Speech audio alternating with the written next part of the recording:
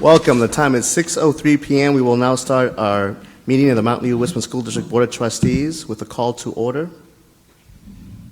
And a roll call. I'm sorry, a roll call. Ellen Wheeler. Tamara Wilson. Greg Coladonato. Jose Gutierrez Jr. Laura Blakely. Let the record reflect that all members of the board are accounted for. We're present here at the meeting. Yay. Our last meeting of the year. Boo. Right? That's funny. Okay. Pledge. We do approval of, oh yeah, okay, all right. Everything's Here we go. So, different. Where is let's it? all stand for the Pledge of Allegiance.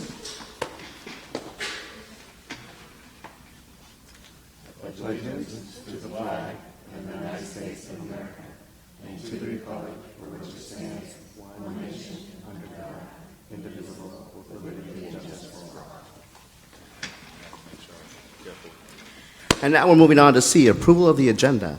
Okay, so should we note at this point in time, President Gutierrez, that one of the items is not going to be discussed tonight? I can't remember which one it was. I don't either. I haven't checked my email since I've been at No, work. this was from about a week ago. A week ago. Which Ms. issue is Milga this? or Dr. Allende, one of these items was not going to be discussed tonight? Potential boundaries for No. Boundaries aren't being discussed? Great. Yeah, this is a little awkward. No, I think all these have to be done. Move to approve the agenda. Second. Lisa, Moved by Trustee Caldonado, seconded by Madam Wheeler. All those in favor? Aye. Aye. Aye. All those against? The agenda has been approved. So This is- can I say, I think it was item C, the resolution about the EPA Prop 30? No? Okay. we have to do that I one. will drop it. I will look at it at home. Okay. Moving on, opportunity for members of the public to address the board concerning items on the closed session agenda. If we have any community members that would like to speak to that, by all means, feel free to step up to the podium. Being that we have none, we will now adjourn to closed session, and the time is 6:05 p.m.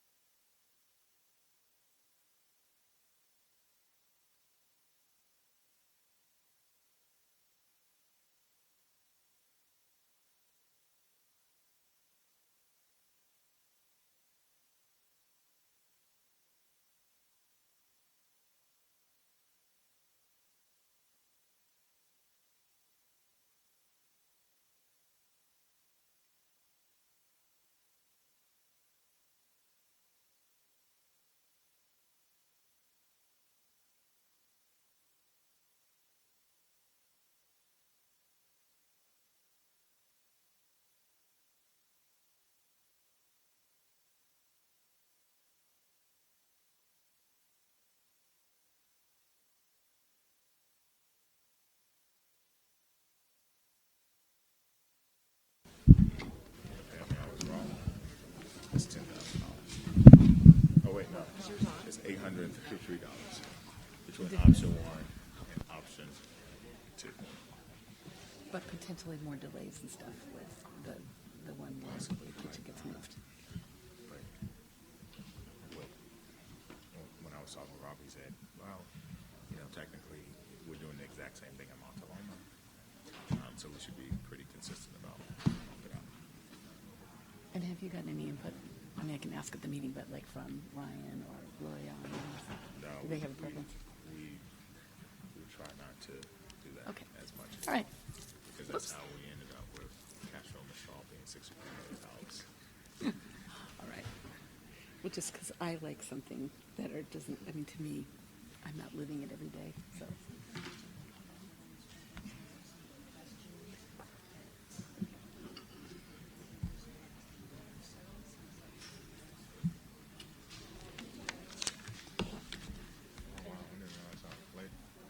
Yeah, we were going over.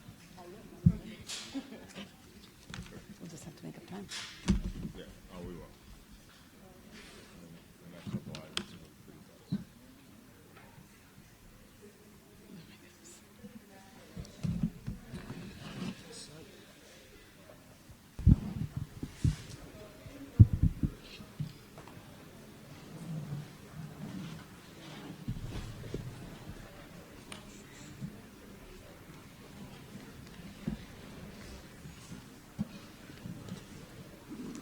You almost need sunglasses here.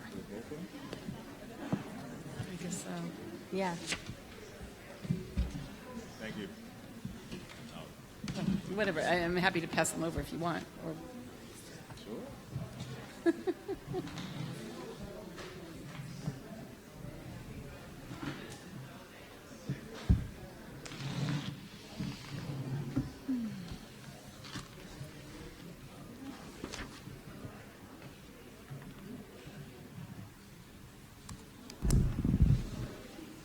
Because I can't be switched.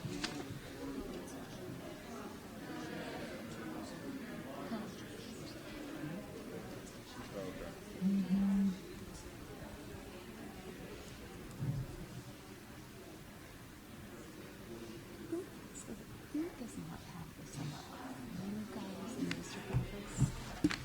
Technically, every person in management is 12 months. So they don't think the principal is. Yes.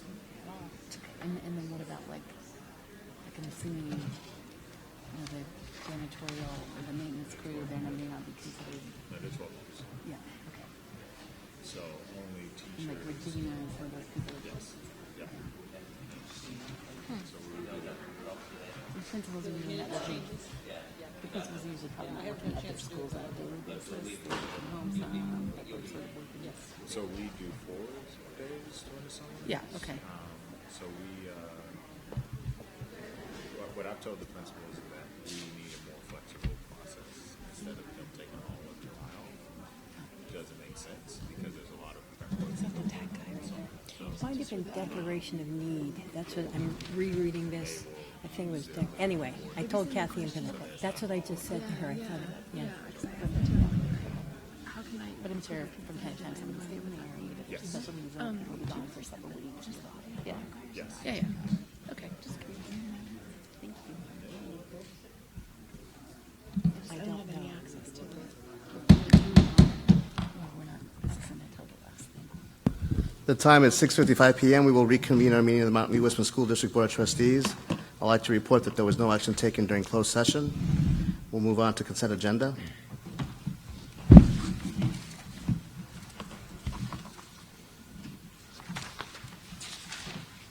Is there a motion? I move that we approve the consent agenda. Second. Moved by Trustee Wheeler, seconded by Madam Blakely. All those in favor? Aye. All those against?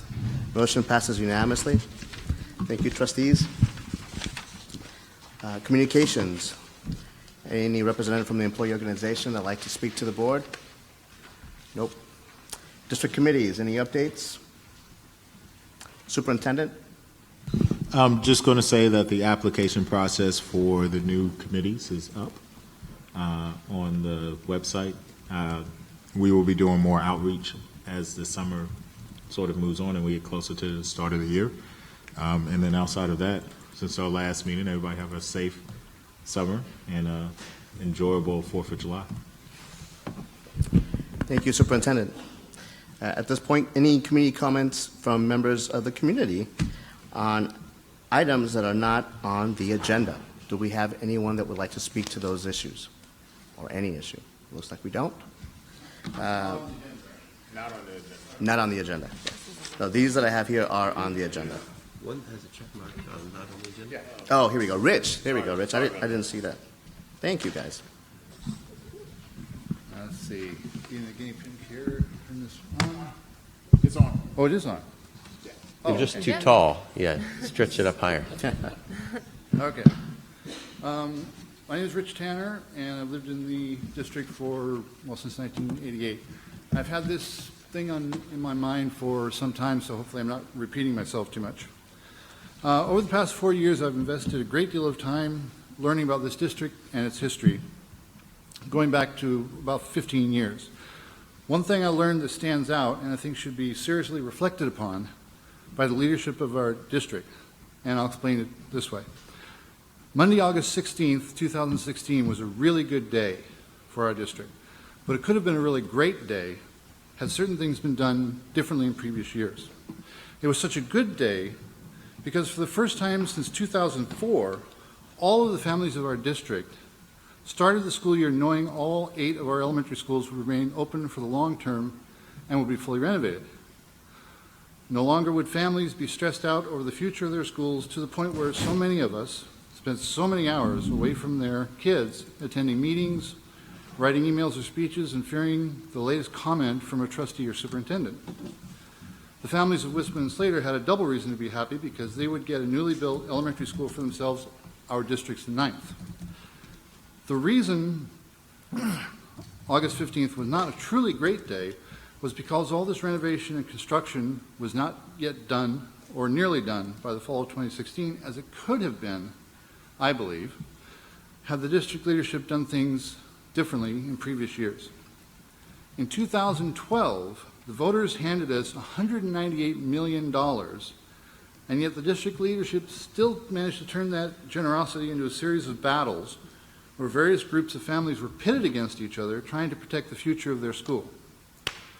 Going back to 2004, I've found a series of cases where the way our district handles important issues is to view everything as if it were a zero-sum game. In order for any group of families to gain anything of significant value, then another group of families must be made to lose something of great value to them. To put it simply, even with $198 million in hand, robbing Peter to pay Paul was still standard operating procedure. For years, I saw a series of parents pleading with the board members and 2 prior superintendents to seek a true win-win solution, and that was what we were asking for, a win-win solution repeatedly for all the families in our district, but those pleas got nowhere. Nobody in the district leadership seemed to even consider the possibility that a win-win scenario might exist. At least that's certainly how it felt to those of us out here. As a result, we lost about 3 years to the pointless political conflict.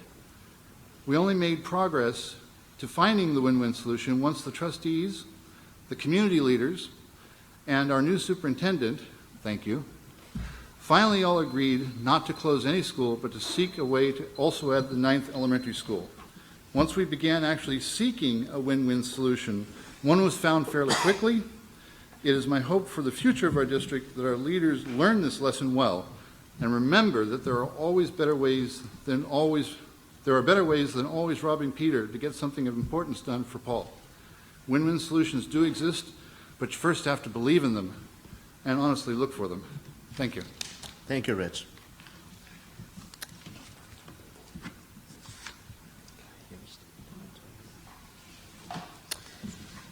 Review and discussion, PTA year-end reports. Who has the starting honors? Do you guys need these? Or? Do you have a bunch of things? Yay. Thank you. We can probably share. Sure. Hi, I'm Carrie Netchleba. I'm the Vice President of the Montaloma PTA. Shanna couldn't be here tonight. She's on vacation with her family, but a shout out to her for all the great work that she did leading us to this year. So before I get started on our quick summary of what we did this year, I want to recognize Principal Higgins. It was her first year with us at Montaloma, and we are so grateful to have her at our school. She has done a fabulous job, and we really appreciate all of her support and all of the work that she's done to really bring the school community together. So thank you. So just a couple of, I'm not going to go through all of these. I think a lot of these are pretty standard across a lot of the PTAs. We've been very fortunate this year with what we've been doing, and since I've been involved in the PTA starting 6 years ago, we've grown our funding quite a bit. So one of the things I want to point out on the student enrichment is the responsive classroom training. Now you may ask, why is this under student enrichment? We really feel that this responsive classroom training for the teachers is going to benefit all students by giving them a consistent tool set for them to see from the teachers through their years in Montaloma, as well as to use in their own abilities to deal with issues or to deal with day-to-day life. So we were able to, we had a one-day training for teachers this year. We also funded training in the summer. There's a 4-day class. 11 of our teachers will have that this year. And then next summer, the remaining of the teachers will go through that training. So we're very excited about that and the consistency and the tools that that's going to provide both the teachers as well as the students as they grow through elementary. The other thing on the community side, there are two things I wanted to talk to here that may be unique. Given just the diverse community that we have in Montaloma, we've got some parts of our families that need some extra help. And so we did a coat and shoe drive and offered any student who needed a coat or needed new shoes, as well as siblings, as we had availability to go in and at a nice private location that had a respectable location, but something very nice. They could go in and choose something of their need. Also, Operation Gratitude was with the military families at Montaloma. We collected extra Halloween candy from the students, and we paid for the shipping to ship those over to the military overseas. So something that maybe was slightly unique given our very diverse community at Montaloma. And the last thing, just on the PTA, so we've met all of our fundraising goals for this year. We've really worked to bring diversity to the board and have representation from all of our different parts of our communities. So our Hispanic communities, our military families, as well as men. So we are excited to have male representation as well as the Hispanic and military representation on our board. We continue to have strong principal and teacher support. Our membership dropped a little bit, but nothing that we were alarmed about. We always are running a little bit small, but we are small and mighty. We are actually expanding the board next year to include a student advocate, so things like the coat and shoe drive, as well as other things we're going to be able to expand upon and really develop, and we're excited about that. We're still recruiting for our fundraising VP, but we do have chairs for all of the individual events, so we're not concerned about our future fundraising capabilities. That was all I had planned to talk to, unless there are any questions. Thank you. Trustees, any questions? Thank you so much for your help. Thank you. Who's next? So the next item on the agenda is the ad hoc. Oh, good. Oh, the other PTAs are here. At least two more of us. There's me. Sorry about that. It's okay.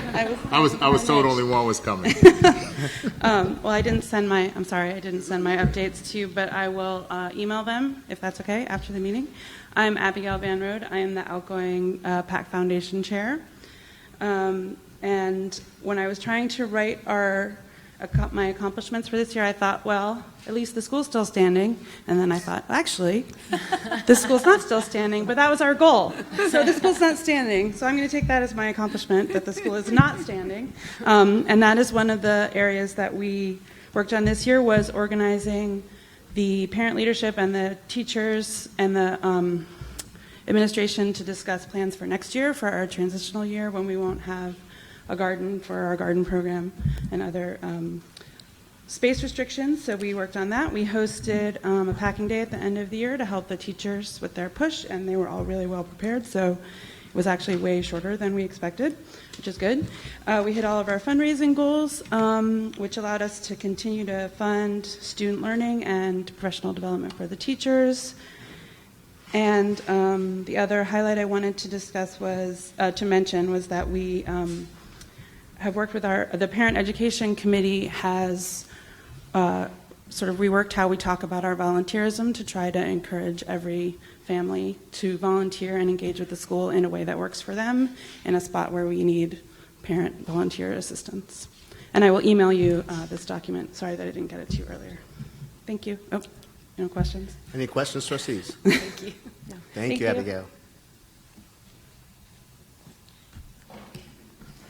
Good evening. Teresa Lambert, principal at Castro. Our PTA president, April Miles, couldn't be here tonight, but she asked me to read her report to you. So she says, our main goal this year was to increase our membership base. We recruited teachers and offered a family special membership discount for the first time, and we did have a few more members than last year.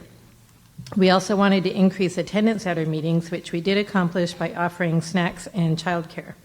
We also had a couple of joint meetings with Mistral that increased attendance, and we'll continue these efforts in the future and also try to schedule the meetings before other school events to capture the same audience. A couple of other goals we accomplished was to institute an after-school enrichment program and to start a new fundraiser tradition. We will be starting our new PTA-sponsored after-school class next year, which will be offering free to 4th and 5th grade students, and that's robotics.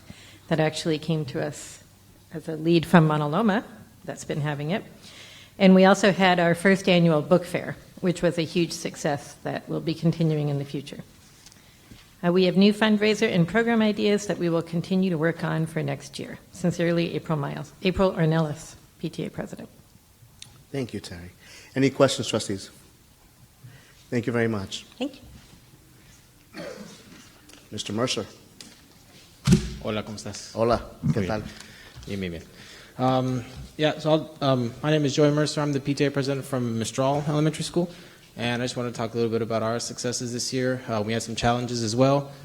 This year we went under construction, as you all know, and the construction has certainly given us some challenges. We had a good go at trying to embrace some of those challenges and see what we can do with recess and those types of things, and so we tried some things this year. We'll kind of try again some other things after reassessing how that went this year for next year, so that's kind of on the agenda for this year. But this year so far, it was good trying to work through those challenges, and so that kind of brought everyone together, and so we'll continue some of that next year.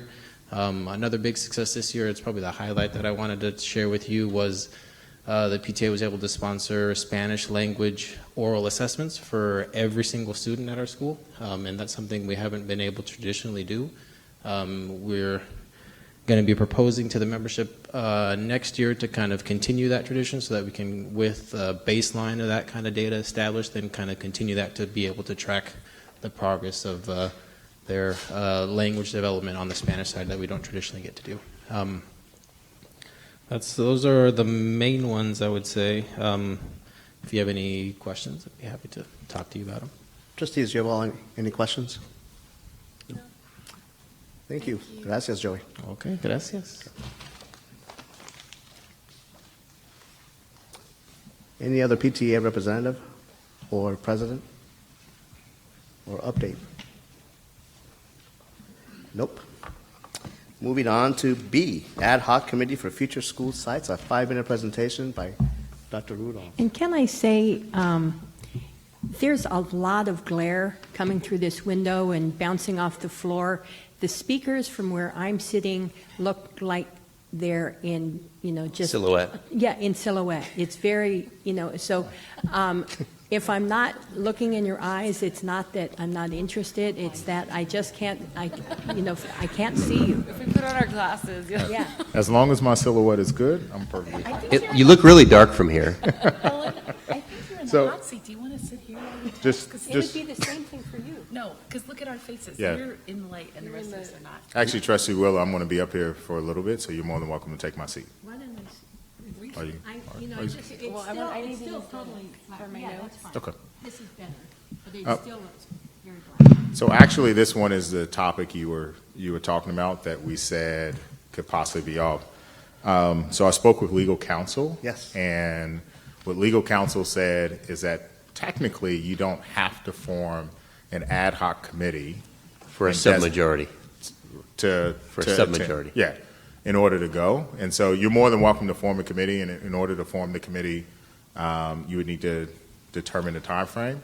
But because it's two members going to speak, you don't have to formalize it in such a way.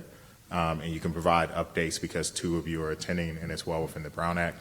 So I leave it up to you, but what I would recommend is that because you already know and you have three people who were interested, as long as the three of you work it out so that only two of you are going and that you're reporting, there's no real need to create an ad hoc committee, and you can save yourself a couple steps. That is great news.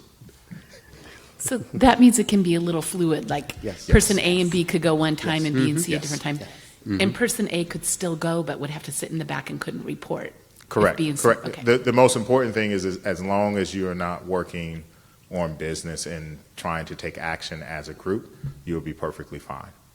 But you going and speaking on behalf of the district, that's perfectly fine. And then what you would do is simply report out at the meetings, hey, we went to this meeting, this is what we did, in order to be in compliance.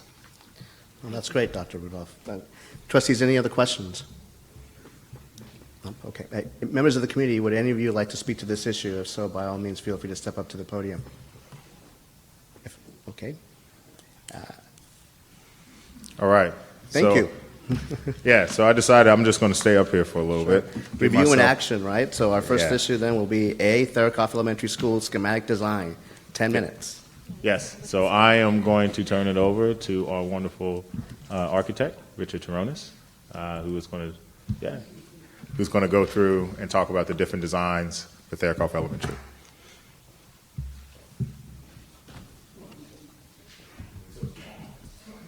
Till the end of this presentation. Thank you. Thank you, Dr. Rudolph. Good to see you all again. Do I have control of this? Okay. Going to take you through a lot of which you saw last meeting, but just want to show you updates for the various plans. Site plan, just the same context. I don't have a pointer, do I? Okay. Site plan that you saw before with the various buildings on site. The admin plan, like we talked about before, renovating to relocate conference, get a workroom here in this plan. Nothing's changed on this plan from what you saw last time. Same thing with the kindergarten building. Nothing has changed from what you saw last time, adding a couple of single occupancy toilets for the new TK rooms, taking out a movable partition wall to make that a solid wall, and then a modernization, of course, in all of the classrooms. Typical classroom building, again, modernization with the scope that you see there. Anywhere where we have toilet rooms, a light modernization in those spaces. The library space, there's some slight revisions to this from what you saw last time. What we've done is if you look to the lower left-hand corner, there's a little bit of a curb existing cabinetry.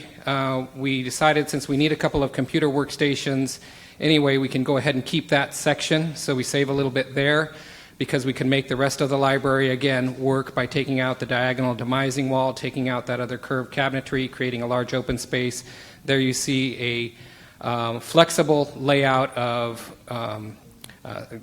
tables in the upper right-hand corner and the lower right-hand corner. Again, those rectangles that you see are movable, flexible stacks that are about 4 feet tall. The workroom that's in the middle of the campus, building F, again, same plan, basically gutting that space, which is the workroom, because then that moves to the admin building, and creating a flex space with up above at the upper top of the building. We're relocating the living classroom to that space there with its storage. Now, what we want to focus on then is the options for the MUR. We've narrowed it to these two options, like we talked about before. We've done a little bit of refinement that I'd like to walk you through real quick. This option 1 is similar to what you saw last time. What we've done is we've gone back and revisited with our structural engineer. So if you look at the demising wall, the horizontal wall, that's the existing, that separates the area of the addition with the existing assembly space. We've revisited, and where we're going with the engineering now is to where we were keeping 2 columns, we're now keeping 1 column in the middle, still to reduce that structural span across there, but it opens up the visibility and the flexibility, the flow between the addition space and the main assembly space. The other thing that we've done is we've revisited the stage and the proscenium. So if you look at that, we've enlarged the proscenium opening. So if you remember, they're a little hard to see, you can't really on this plan, but remember I was showing you this diagonal sight lines from a center point at the back of the stage out through the assembly space. By enlarging the proscenium with work that we're doing along that structural line anyway to the right of the proscenium, we're adding some storage space anyway, so we take over the storage space that's there now. So enlarge that proscenium opening, we greatly reduce the sort of dead triangle space that we typically have been showing with those diagonal lines from the back of the stage. So again, this option here hits the targeted, what we're saying, again, rule of thumb, 225 capacity for dining, 482 in this case for assembly. Option 2, what we showed you last time, and this one is the same plan. We relocate the kitchen as the addition. We eliminate the need for that structural work along that line where we had in option 1. And just create an opening for serving out of the kitchen. But in this option, in order to enlarge the assembly space, we eliminate the kitchen and push the back wall of the assembly space out about 8 feet. And so this option gets us a capacity of 203 dining and 436 assembly. The number that I didn't have last time, and I apologize, I wanted to just give you real quick, the existing assembly space, if you look at just what is there now. So if you look at, take those dashed lines where the kitchen is, assume the kitchen is still there. The existing assembly space, if we use the same rule of thumbs, square foot per occupants for dining and assembly, the existing is 140 dining and 300 assembly. So again, just a rule of thumb. Now that's not to say they only can put, and I'm turning to Ryan here, but they only put 300 students in there. My point is, we're using that rule of thumb, the district is using that rule of thumb across the board at all of your MURs for planning in terms of a future size for the space. And what we're targeting again is 225 for dining and 450 for assembly. So option 1 gets us to that point. Option 2 is a little bit short of that point because that's as much as we can expand that assembly space before we get too close to the adjacent admin building. So those are the 2 options in terms of cost. I'm turning to Todd here, but miraculously they're only about a couple $1,000 difference between the 2 options. Yeah. Option 2, the numbers were just a little bit higher, again, because we're relocating the kitchen and structurally moving out that back wall. Option 1, what's driving a large portion of the cost is the structural work that we're going to have to do along that demising line between the addition and the existing. So those are the 2 options. Questions? Trustees, any questions? I have a question. So the difference then, either way, will still be under budget or will be over? With both of the options, with the latest numbers that Greystone has run, with either option, we're still under the overall budget of the 12.5 million versus 11.7, which is I think where we're landing right now. And so is the preference generally then option 1 because it has a higher capacity? That's one benefit to that option, yeah. Yeah. I think option 1 is a better shape as well. I mean, it's already kind of a long hall, and when you're in the back row, it's hard to see the stage. And then this makes it like a lot longer. Yeah, I think option 1 is greatly improved by enlarging that proscenium opening and getting the viewing angles to the stage a little bit more centered on the space, yes. Has the site council looked at this at all and weighed in, just out of curiosity? Site council, I don't. No. Okay. Did principal have a preference? Yes. We talked to Robert and Richard about option 1 would be Thank you. Okay, any other questions? No. Any members of the community that would like to speak to this issue? Okay. So thank you. Again, we're looking for direction so that we can proceed with the construction documents. You're looking for direction from us? We're going to give you action. We're going to give you action. Yeah. Oh, we haven't done that yet. No, I'm no. sorry. So we're at that point now. So if there are no further questions or a recommended action, a motion would be appreciated. I move that we approve this plan with option 1. Second. Moved by Madam Wheeler, seconded by Madam Wilson, that the Board of Trustees approve the schematic design, budget, and schedule for the Therikoff Elementary School Modernization Project with option 1 for the MUR. All those in favor? Aye. All those against? Let the record reflect the motion passes unanimously. Thank you, trustees. Thanks, Moving on to fellas. B, Local Control Accountability Plan Approval. Dr. Rudolph. Staff is asking that you approve the local accountability plan. That's it. Trustees, any questions? Any members of the community that would like to speak to this issue? Being that there are none, trustees, a motion would be appreciated. I move that we approve the local control accountability plan. Second.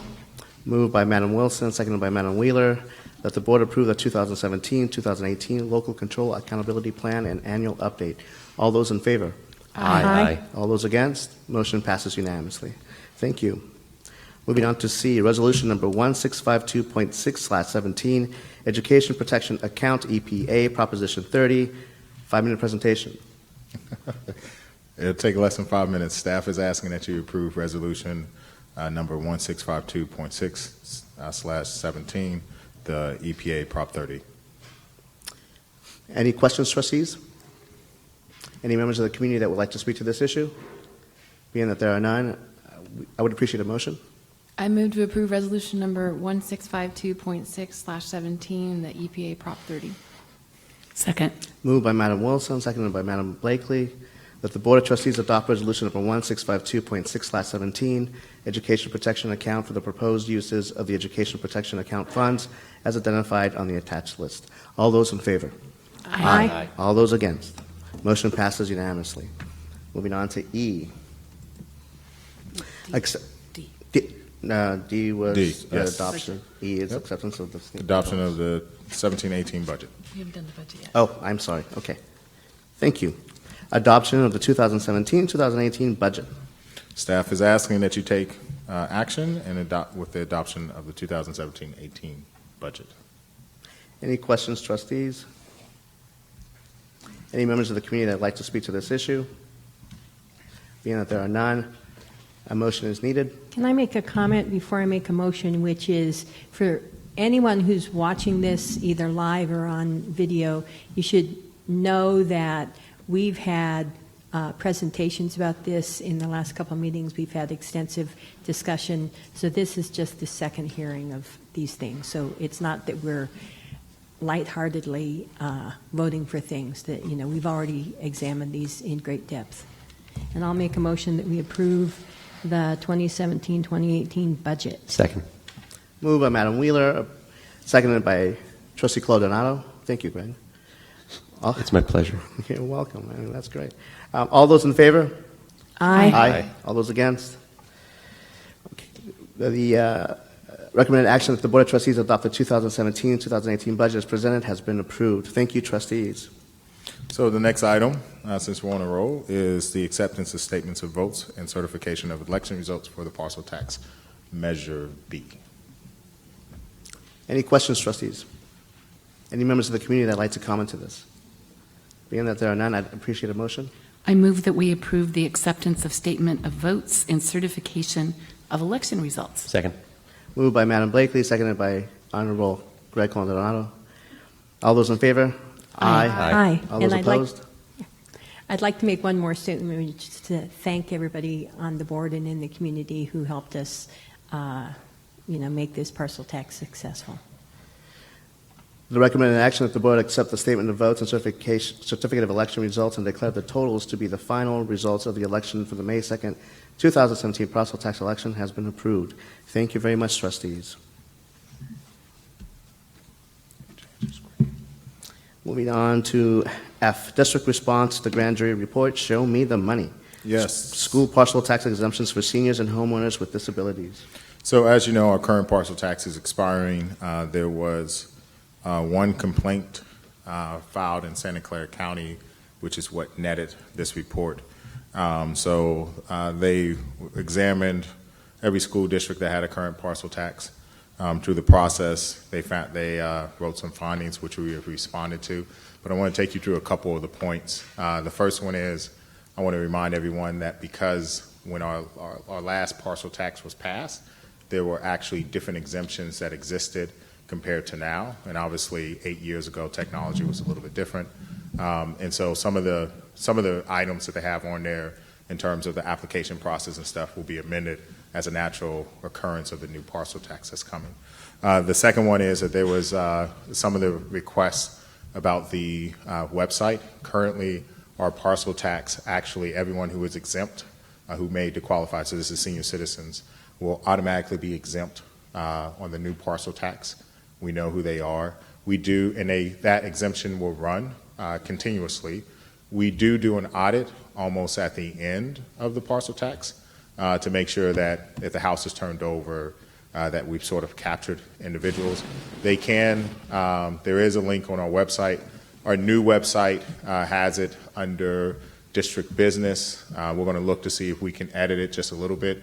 One thing I would just say, and one of the reasons why we disagree with the finding, part of the reason why our website, the old one, not the new one that's coming online, got the way that it was is because every so often someone would add something for some particular reason, and then eventually it becomes pretty cluttered. This new website is ADA compliant, and so we want to make sure that it meets all the particular needs and also has a pretty unique flow.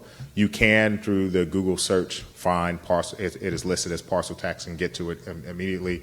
Currently, we looked at it. It is 3 clicks away, and we'll look at making it 2 clicks from the home page. But with that said, you can see in the letter that we wrote, we will do ads in the Mountain View Voice as well as the Palo Alto Daily to post that the exemption is coming.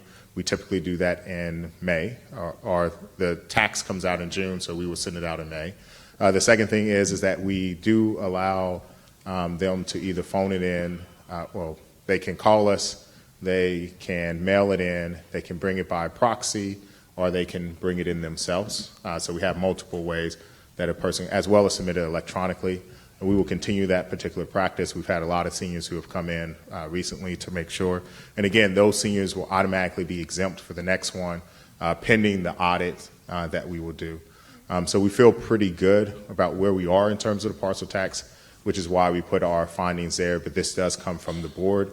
And so we wanted to give you the opportunity to weigh in if there was anything else that you would like to change, because this is an official response from President Gutierrez Jr.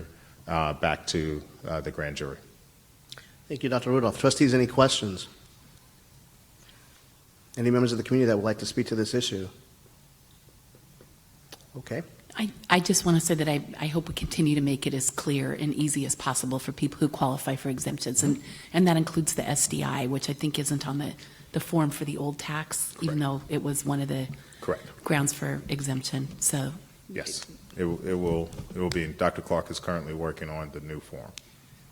And I just have a comment as far as on the website. Sometimes it's good to put things in, especially something this critical, in more than one spot. I've done usability analysis for websites before, so it might be something you consider, like even putting under community, because that's where somebody might first think to look. Yeah, so we actually ran the data analytics about how the community uses the website and sort of tracked the flow, which is how we got to the place that it actually is. Okay. But we will go back and look at, is there a way that we can adjust the language so that it can be captured a little bit easier? Okay. So we'll look at it. And then we also did a sort. So we met with parents as well as DAC, DLAC, and some other groups to make sure that they ordered it in a way that sort of made sense to them. So where would I find things about the bonds, or where would I find things about parcel tax? And almost everyone said that's really a district. The district business one. Okay. But again, we can look at it to see if there's a way that we can make an adjustment. There is a small field that we can play with. Okay, thank you. Any other questions or comments? Motion, please. I move that we approve the district response to the grand jury report, Show Me the Money school parcel tax exemptions for seniors and homeowners with disabilities. Second. I'm sorry, was that Madam Wheeler? Yes. Okay. Moved by Madam Blakely, seconded by Madam Wheeler. All those in favor? Aye. All those against? Motion passes unanimously. Thank you, Dr. Rudolph. So I'm still here. So we are now asking, staff is asking that you approve the YMCA lease agreement for the 17-18 school year. Trustees, any questions? Members of the community, would you like to speak to this issue? Motion, please. Can I make a request? We did something similar last time. Each of these are 2-minute, pretty pro forma contracts. If we could have a motion on all of them at one time, so item G, H, I, J, and K, do them all in one motion? But not L.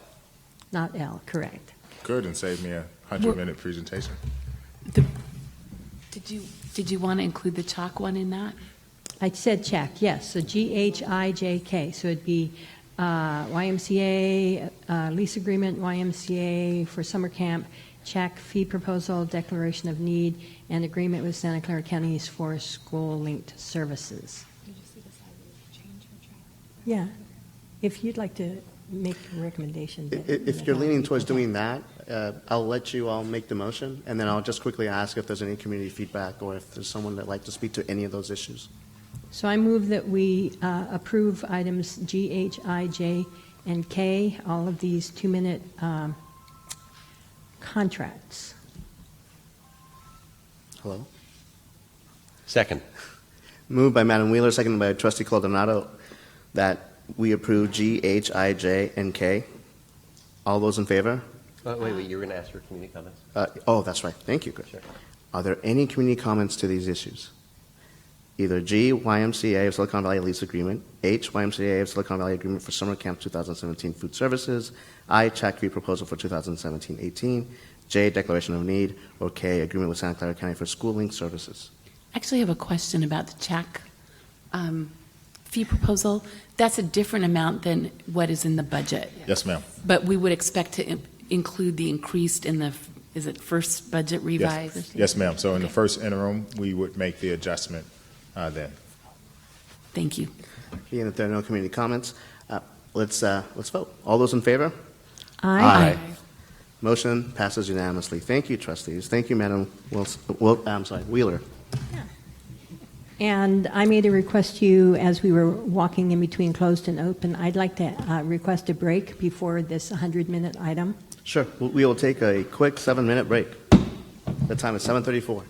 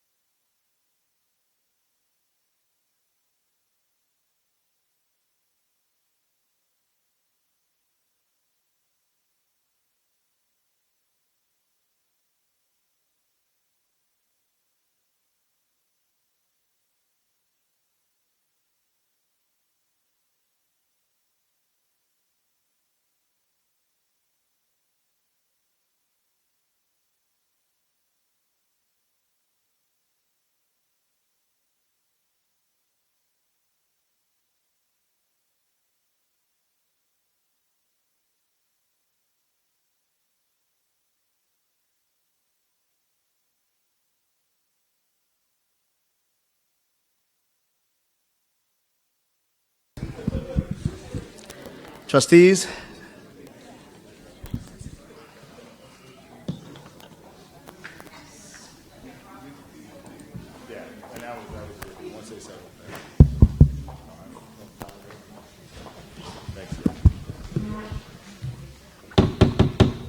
The time is 7:43 p.m. We will reconvene our meeting of the Mountain View Wisconsin School District Board of Trustees of June 15th, 2017. Next item on the agenda presented by Dr. Rudolph, potential boundaries for 2019-2020. Dr. Rudolph, what say you? All right. Well, I'm back again. I am accompanied by Tony, who will be here in case there are any additional questions that come up. We're going to talk about a lot of different things. And then hopefully sort of lay this one to rest or come up with a new direction about what we need to do. So bear with me a little bit. This will take a couple of minutes.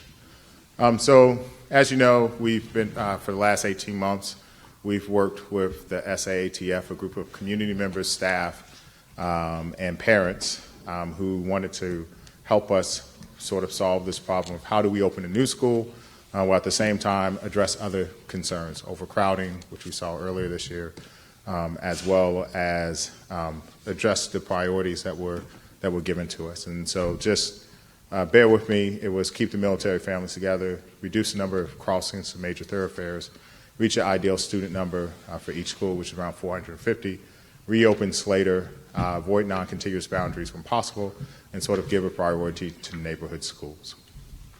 And so this is a timeline of sort of the work that we've done over this year.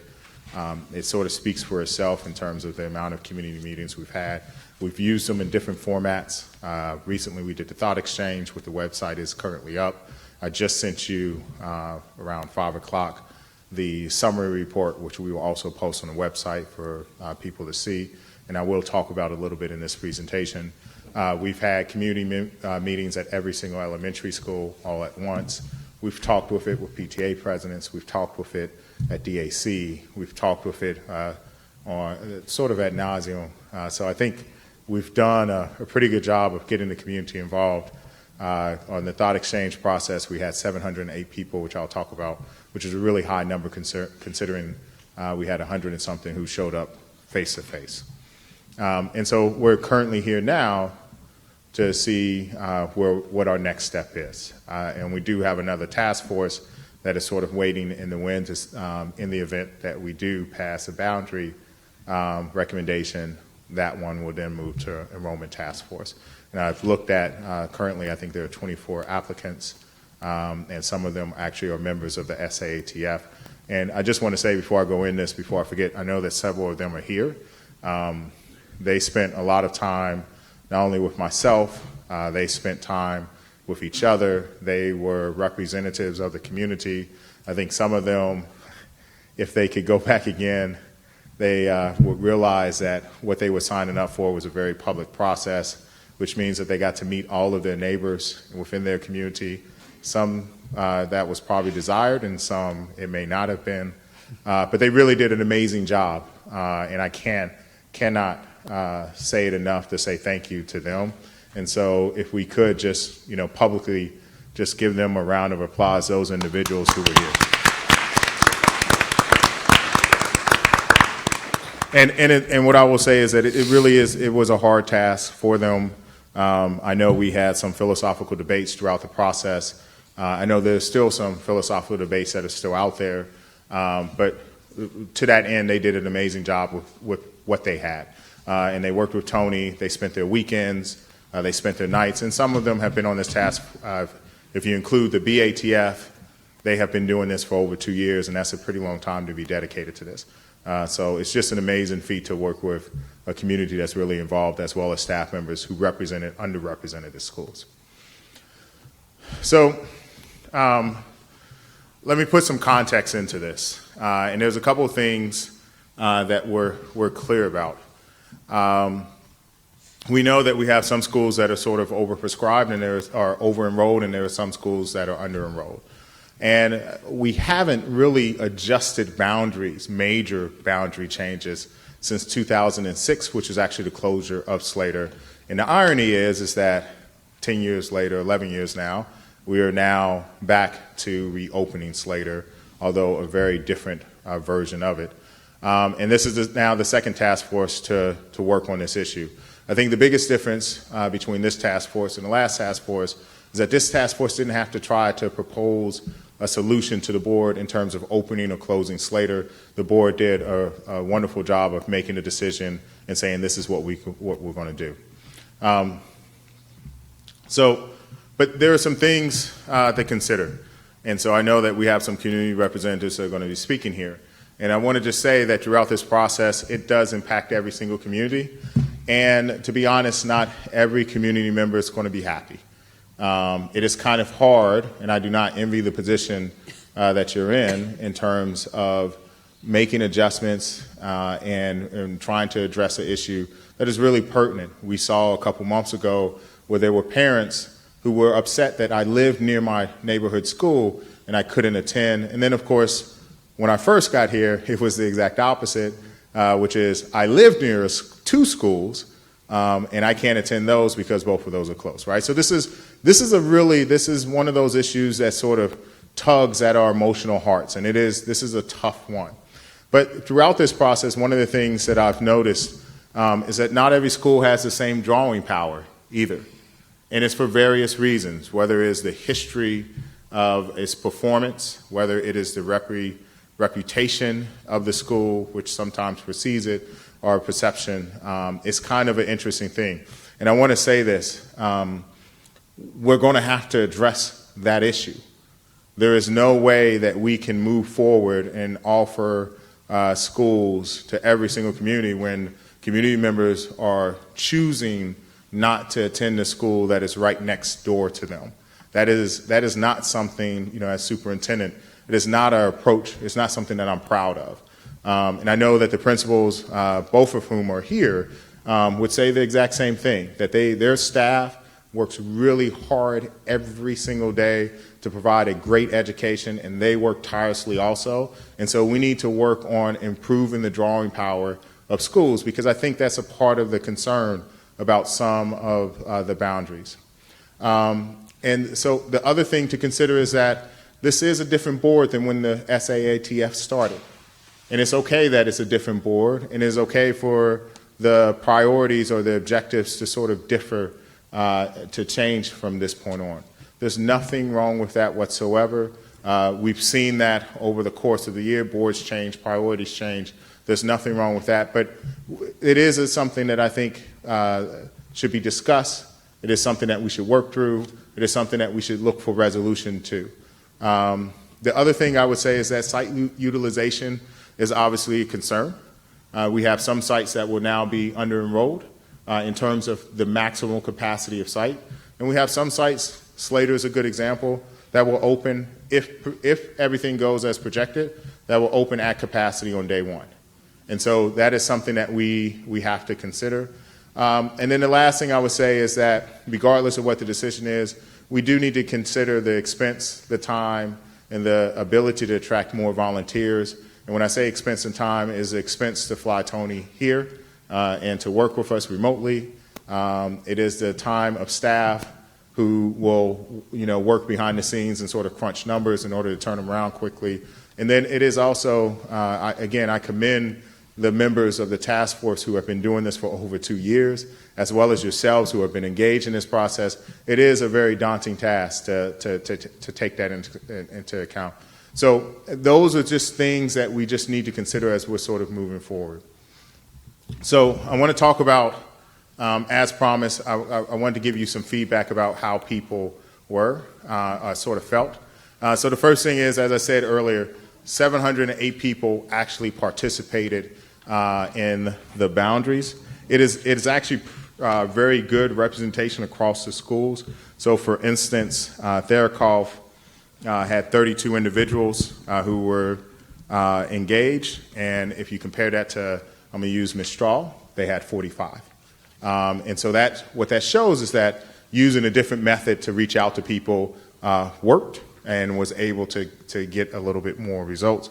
Huff and Benjamin Bubb actually had the highest returns in terms of 74 and 83 people, which sort of reflected in things. But in the results. But the other piece of this is that even with that, our community participated in two times, and they had almost 35,000 stars, which means that they're plugging away saying these are the things that are important to us, and that's a lot because they didn't have to issue stars throughout the process. They could have chose not to.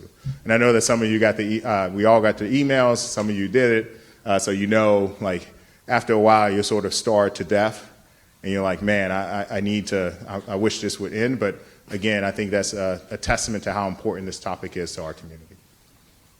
So the next one is, so what are the most important things that sort of popped up? And what we saw both from parents, staff members, as well as community members, is that safe routes for walking and transportation were the primary driving forces that people were concerned about.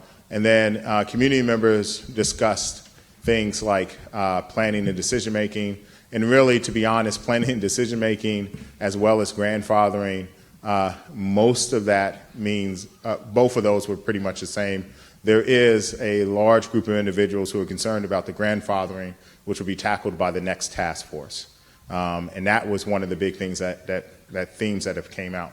And then, of course, for community members, as expected, because this was by the school that you were in, if you were a community member and you were not engaged or you didn't have a kid in school, your biggest concern, and you lived in the northern end of the neighborhood or the North Westman area, that seemed to be the biggest theme for them. And so this next one shows sort of how things would start. The concerns for option A and the concerns for option B were exactly the same, grandfathering. But what is different, though, is that where we look at appreciation for the different maps. And so the appreciation for A, as well as the appreciation for B. So the appreciation A centered around the idea that there were safe walking routes. In fact, in the report that was just sent to you and that we'll publish on the website, one of the comments was, I appreciate the fact that my kid does not have to travel across Central or El Camino. And that was a big concern for mine for an elementary parent. It was a parent from Bub Elementary, and received a pretty hefty a number of stars. But for map B, there was a different level of appreciation, which was the fact that every school would have even enrollment and be around the 450 or a pretty big vein. And one of the bigger concerns that was brought up with map B was the fact that we want to make sure that no school would be so small that eventually we would consider closure for the school. And so there's the distinction between the two maps, right? One map says yes, and if we think about it, really, both maps are pretty much the same until you get to the northern part of the city, and so that's where that balancing effect comes out. And for map B, the balance between Montaloma and Therakoff was better. And so the community weighed in and said they appreciated the fact that that's how it looked. And then we can look at this next one, which are heat map top topics. So this allows us to see, so what were the big things that were concerns for our community? And so if we look at Benjamin Bub, the biggest concern for Benjamin Bub was grandfathering, as well as Huff. And those are schools that, Huff, the wagon wheels being moved, as well as sort of the Shoreline West is being moved. And so there was a lot of questions about, will my child who is currently at the school be allowed to finish their school there, or will they be forced moved? And questions around sort of the planning. At the same token, Therakoff, there was a concern about the impact in terms of the size of the schools. And so, and then the last one, so I have this in this point here. So Landals, we saw 17 people from Willowgate chimed in about routes and traffic and safety patterns and moving to a particular site. For Castro, it was about attending neighborhood schools. Huff and Bub, it was about grandfathering. Montaloma, it was about impact of lower enrollment. And then community members was having a school in the North community. And so different topics, depending on which school you were at, sort of influenced your perception of each map. And then if we look at the summary of themes from the community, there were three big things that came out: student support and safety, policy and planning, and an impact on school enrollment. And so if we break that down for student support and safety, what we see is that safe routes and walking for transportation was the number one item that came out. The impact on students, and then the fact that there was a unification, unifies neighborhoods and communities, that was an important aspect also. If we look at policy and planning, what you can see is that grandfathering actually was the biggest concern across the board as well. And then after that, you see attending neighborhood schools, and then planning and decision-making. But actually, when we dive into the actual questions, the planning and decision-making is just another version, another way of saying what's going to happen in terms of grandfathering.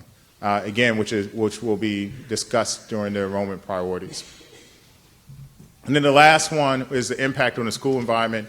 I think there is a concern about whether or not a school becomes unviable because this population is a little bit lower. We do know that we are projected to see increased growth.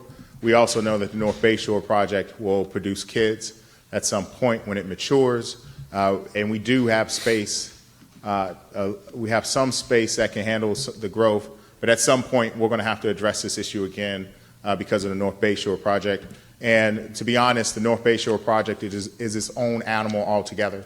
It will require 3 schools, 3 elementary schools, as well as its own middle school if everything goes as planned. And so that's a completely different topic which requires its own planning process. And that does not include the East Westman project, which will add additional students. And so the interesting thing about our community is that it is possible that our elementary district will double in size over the course of the next 10 to 15 years, depending on how decisions are made at City Council and planning purposes. And so one of the big things, and you know this, is that we're currently working with the city and Dan Rich and his team to sort of talk about that. And we've also met with the developer to discuss what other options are out there.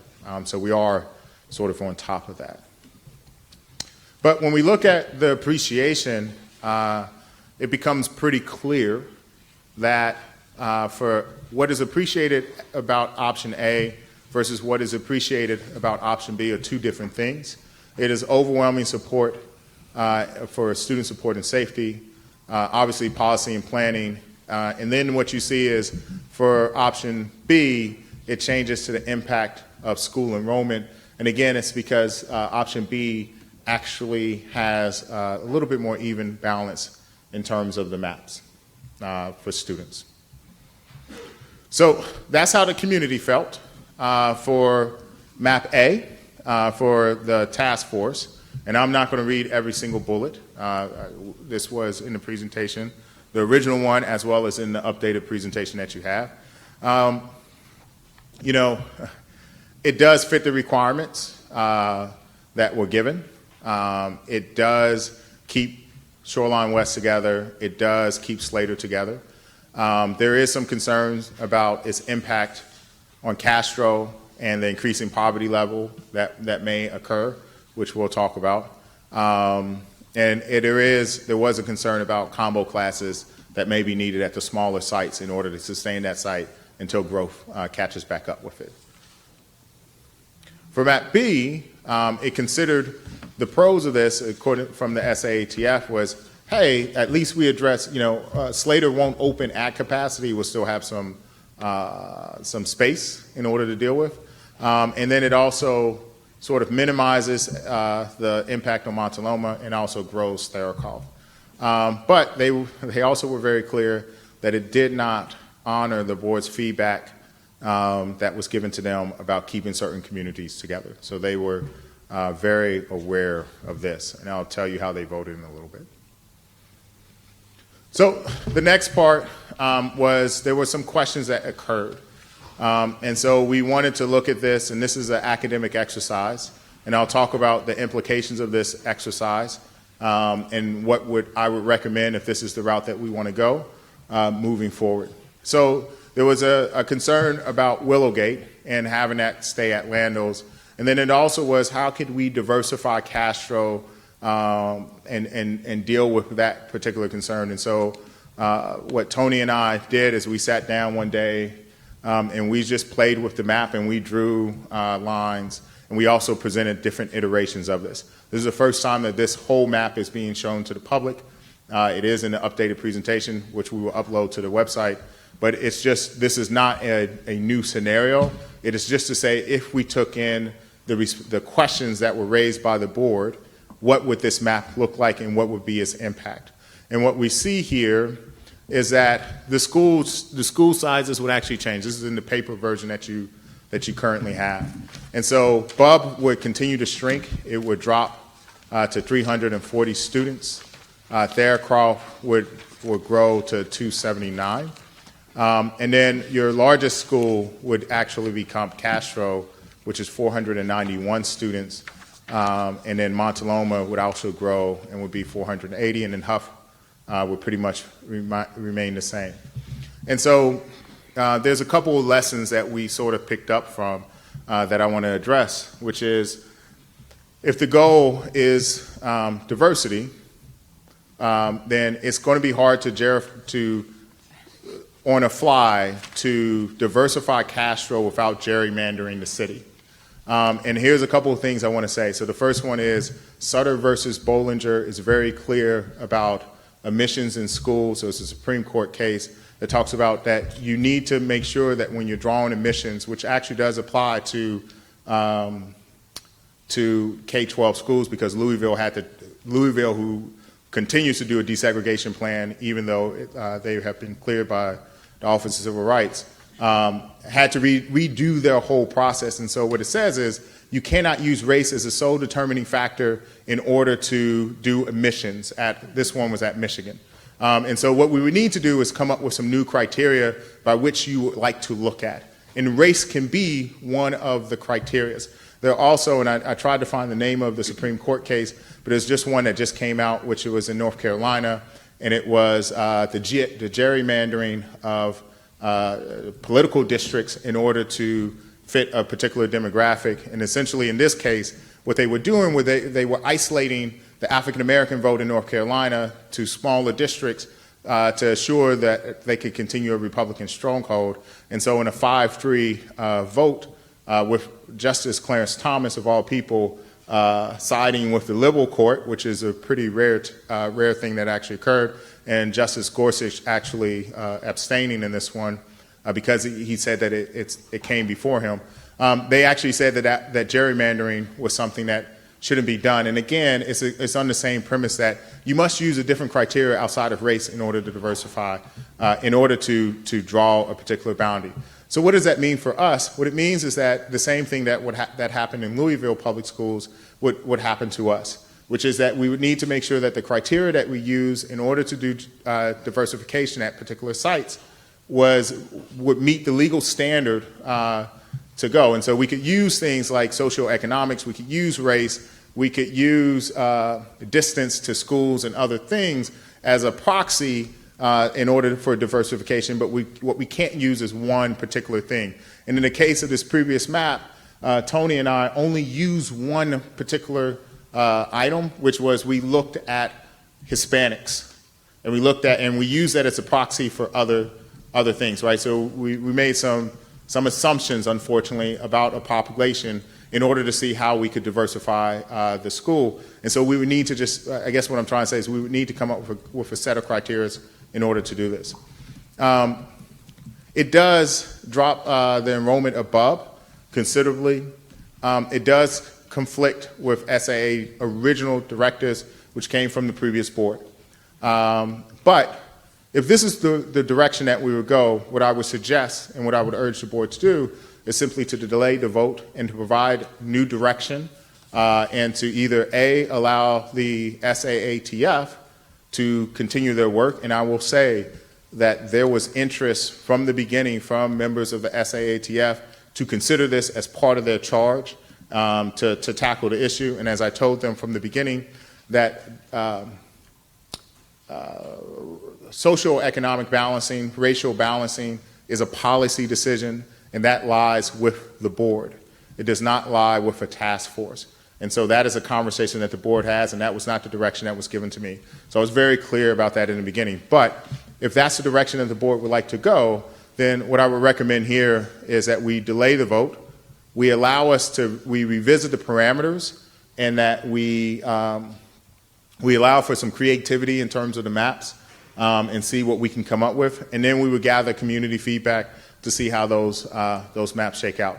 The beauty of this process, before I come back to the original two, is that we did build extra time in to this process to allow for this possible scenario to occur. Because what we need to do is make sure that by 2018, December of 2018, that we actually have the boundary set so that when parents are registering, we would be able to do it. And so in the ideal world, we would take a year to communicate that, but we could shorten the time just a little bit if that's the direction of the board. And I know that that may be part of the discussion, but based off of the comments that I was hearing, I thought that I would share with you, if that's the direction, these are the recommendations that I would have for you. So with that said, what's clear about the recommendations is that Thought Exchange Map A is the favorite. The District Advisory Committee also voted for Map A. The SATF, it was an asterisk because half of the members were there, and it wasn't because we didn't want everybody to attend. It was a simple vote. They did a doodle poll. Half of them could attend on the weekend before. Half of them could attend the weekend after. And one person chimed in and said, I can attend on this weekend. And that's how we got to the second one. So it was only half of the SAATF. And they did come, and they were very adamant that they wanted me to share this with you, that they voted 7-6 in favor of Map A. And then senior leadership team also voted for Map A. And so the recommendation would be for Map A. And so I put the two maps up here for you to talk about. And again, what I would say, and I'm sure that there are two ways to solve this problem. We can look at the maps again, and we can examine different ways of doing this. The second way is to look at enrollment priorities and to use a more flexible process similar to what Louisville does, and to look at the process there and create open enrollment zones or something similar to that. You have the ability to also look at grade level schools. We can redraw. I mean, there's multiple ways to tackle this issue, not just through boundary changes, if that is the decision of the board. And so I want to put it out there. And the last thing I want to say is I forgot to mention Willowgate. So the concern about Willowgate did come up. And so we actually mapped out the distance to travel from Willowgate, the community, to different areas. And so first, let me say that we used the entrance of the Stephen Creek Trail as the starting point. So we didn't use one person's house or anything. Most people said, hey, I use Stevens Creek Trail as my entry point. So we said, well, then there is the starting point by which we would do. So to travel to Landos from Stevens Creek Trail, which is on Central Avenue, to Landos, is 0.62 miles. From the start of Stevens Creek Trail to Slater is 0.7 miles. And from Stevens Creek Trail to Therakoff, and I know this one because I run it all the time, it's normally when my phone says I've hit a mile, it is exactly 1 mile to that point. And I would tell you how long it takes me to run there, but I don't think that is germane to this conversation. And I do ride my bike along with parents in the morning, sometimes on that route, so I come off Stevens Creek Trail. It is a doable route, but what I would say in this regard is that when you look at a mile radius, most of our schools fit within a mile, and there's a lot of overlap. And typically, even though our community is a little bit smaller, but typically a mile to a mile and a half is the acceptable walking distance for elementary school. And so the reason why we had it on there, and the reason why I point this out, is that the difference between, and I know that some community members are probably going to rebut this in a couple minutes. But the difference between 0.62 miles and 0.1 mile isn't that much. And I understand that it's considerable in their minds, and they are traveling with little kids, and I completely get that. And yes, you are right that one is on Stevens Creek Trail versus the other one crosses Moffett as well as Shoreline. But I would say that it's an acceptable range typically that is used within schools. Doesn't mean that it has to be that way, but I wanted to make sure that because that conversation came up, to let you know that Tony and I both looked at that as part of the discussion and the feedback that we wanted to give you. And with that said, if there are questions for either Tony or I, we're here to answer them for you. Okay, great. Thank you, Dr. Rudolph. This is great. We are so close. We are very close. I'm going to open up the discussion here that we'll have. I expect, hopefully, for every single board member to chime in. We have a good presentation by Dr. Rudolph. We've had community feedback through the SAATF process and online as well. The questions that were brought to the district last week, or at the last meeting, by Trustee Blakely and myself were specific. There were added scenarios that we wanted to see based on socioeconomic perspectives, which is very different from diversification of Castro. So when you read that, if I'm from the other side, I could see how I would take offense to that in general. Yeah. And the issue I brought up then was the concept of a neighborhood school. And I bring that up to the board so that we can deliberate and move on, but also try and figure this out as a team, confronting the issues that we've already heard of exist. Correct. And that have not been addressed for a long period of time. Correct. So I appreciate the case law perspective as well, because that means a lot. Yeah. You can't justify something that's unreasonable without some sort of logic to it. Correct. When you look at public schools and our educational system, it's based on equity and opportunity. Correct. Having said that, I go back to the issue of neighborhood schools. We have two options. We're not too crazy about B.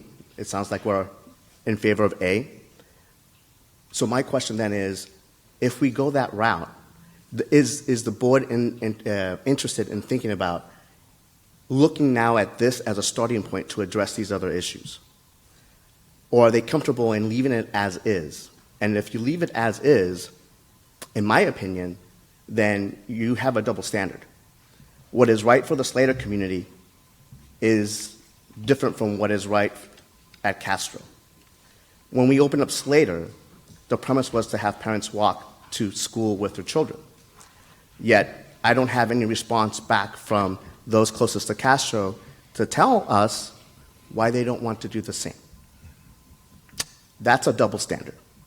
And when you look at it from the legal perspective, if you're looking at it from the outside and you have an open process and you've been through this for a long period of time, in general, you come up with the same conclusion of you do everything you can not to go to the closest school that just happens to be an impoverished school. From an OCR perspective or from a legal perspective, you call that de facto segregation. I don't want to be put in that position. Nor does the board, nor do you. That would be embarrassing. We have an African-American superintendent and a Mexican-American board president not speaking to these issues. It would be a disservice, not to the process itself, because it's a give-and-take fluid perspective that we have, but it would be a disservice to the issue of what was brought up from Castro community itself as to its main point of importance: community neighborhood building. What the concept of a neighborhood school means to them is exactly that. So you have a tension there. And I'm glad that we'll be able to discuss this and then move on to the next step, because I think that this conversation needs to happen. And I appreciate your time. Can I just, Of I course. just want to say one thing. We did try to look at social economics, and we don't have that information entered into Decision Insights website, and so we couldn't use that. So unfortunately, we had to use race as the proxy, which is really a dangerous thing to do because you're making a lot of assumptions about a particular race. But I just have to be honest, like, we looked at what Castro's current racial makeup was, and then we made a lot of assumptions about what that race means. And we use that as the only identifier that we could because we don't have that information entered in. So I don't want people to think that we wouldn't have looked at, free and reduced lunch or anything else. We just didn't have that information available to us, and it's not in the system. And we could go back and we would have to do a data dump and look at it a different way. We just don't have it. And so what the demographers can produce in their reports is a projection of what they believe the community will have based off of the information that they have, based off of the information that's currently entered, as well as what the projection is. But it doesn't necessarily give you a real good sense of what free and reduced lunch, socioeconomic status actually is. And so I just want to be clear that that is the only reason why we had to use race as the determining factor in this case.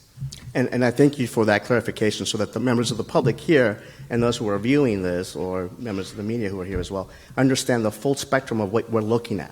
Mm-hmm. It's not in the best interest for me. It's in the best interest for all of us. Right. So when you make these statements of fact, you go to the point of trying to have the ability to establish an equitable process that's fair for everyone, simply put. Greg, comments, questions? Can I ask a question? The structure Yes. of what you're anticipating here, are you asking for board questions and then community comments and then board discussion? How do you want to What I like to structure do, this? good question. What I like to do is to have questions and discussions first round now, and then after that, the superintendent will be able to understand what our questions are and give us feedback. At that point, then we'll have community comments. After that, then we'll move on to a vote. So you want If you'd like to have 2 rounds of comments and questions, we can do that. I'm happy to do discussion right now. I don't Okay. particularly have questions. So you called on Trustee Great. Maldonado. So let's do that. But we're going to need to deliberate after community comments are Sure. given, correct? Yeah.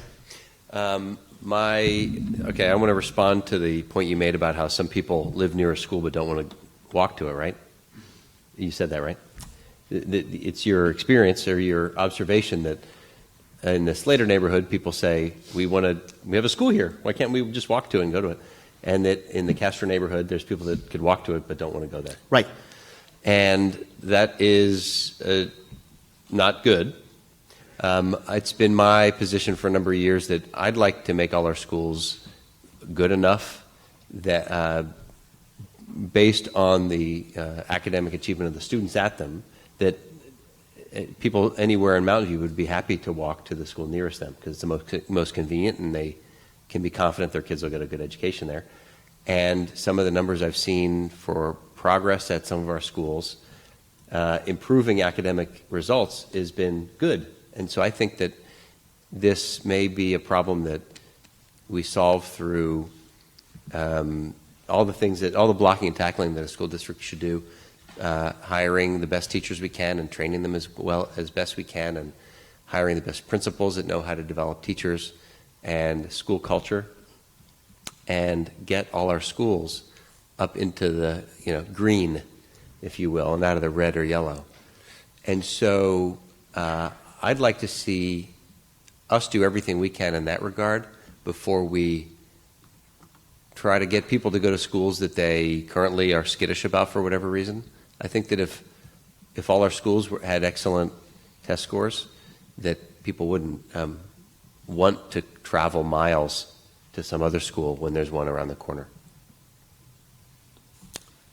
Thank you, Greg. Sure. Madam Wilson.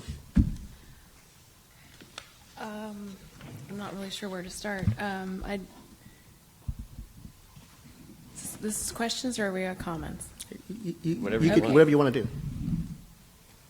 I noticed that we didn't present, 10 new options that were submitted in a packet somewhere in this?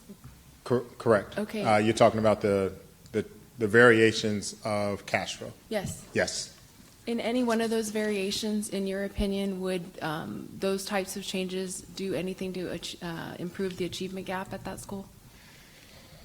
Which is one of our top 5 priorities in the strategic plan. Will it close the achievement gap or will it change performance? I think you're talking about the achievement gap, right? Yes.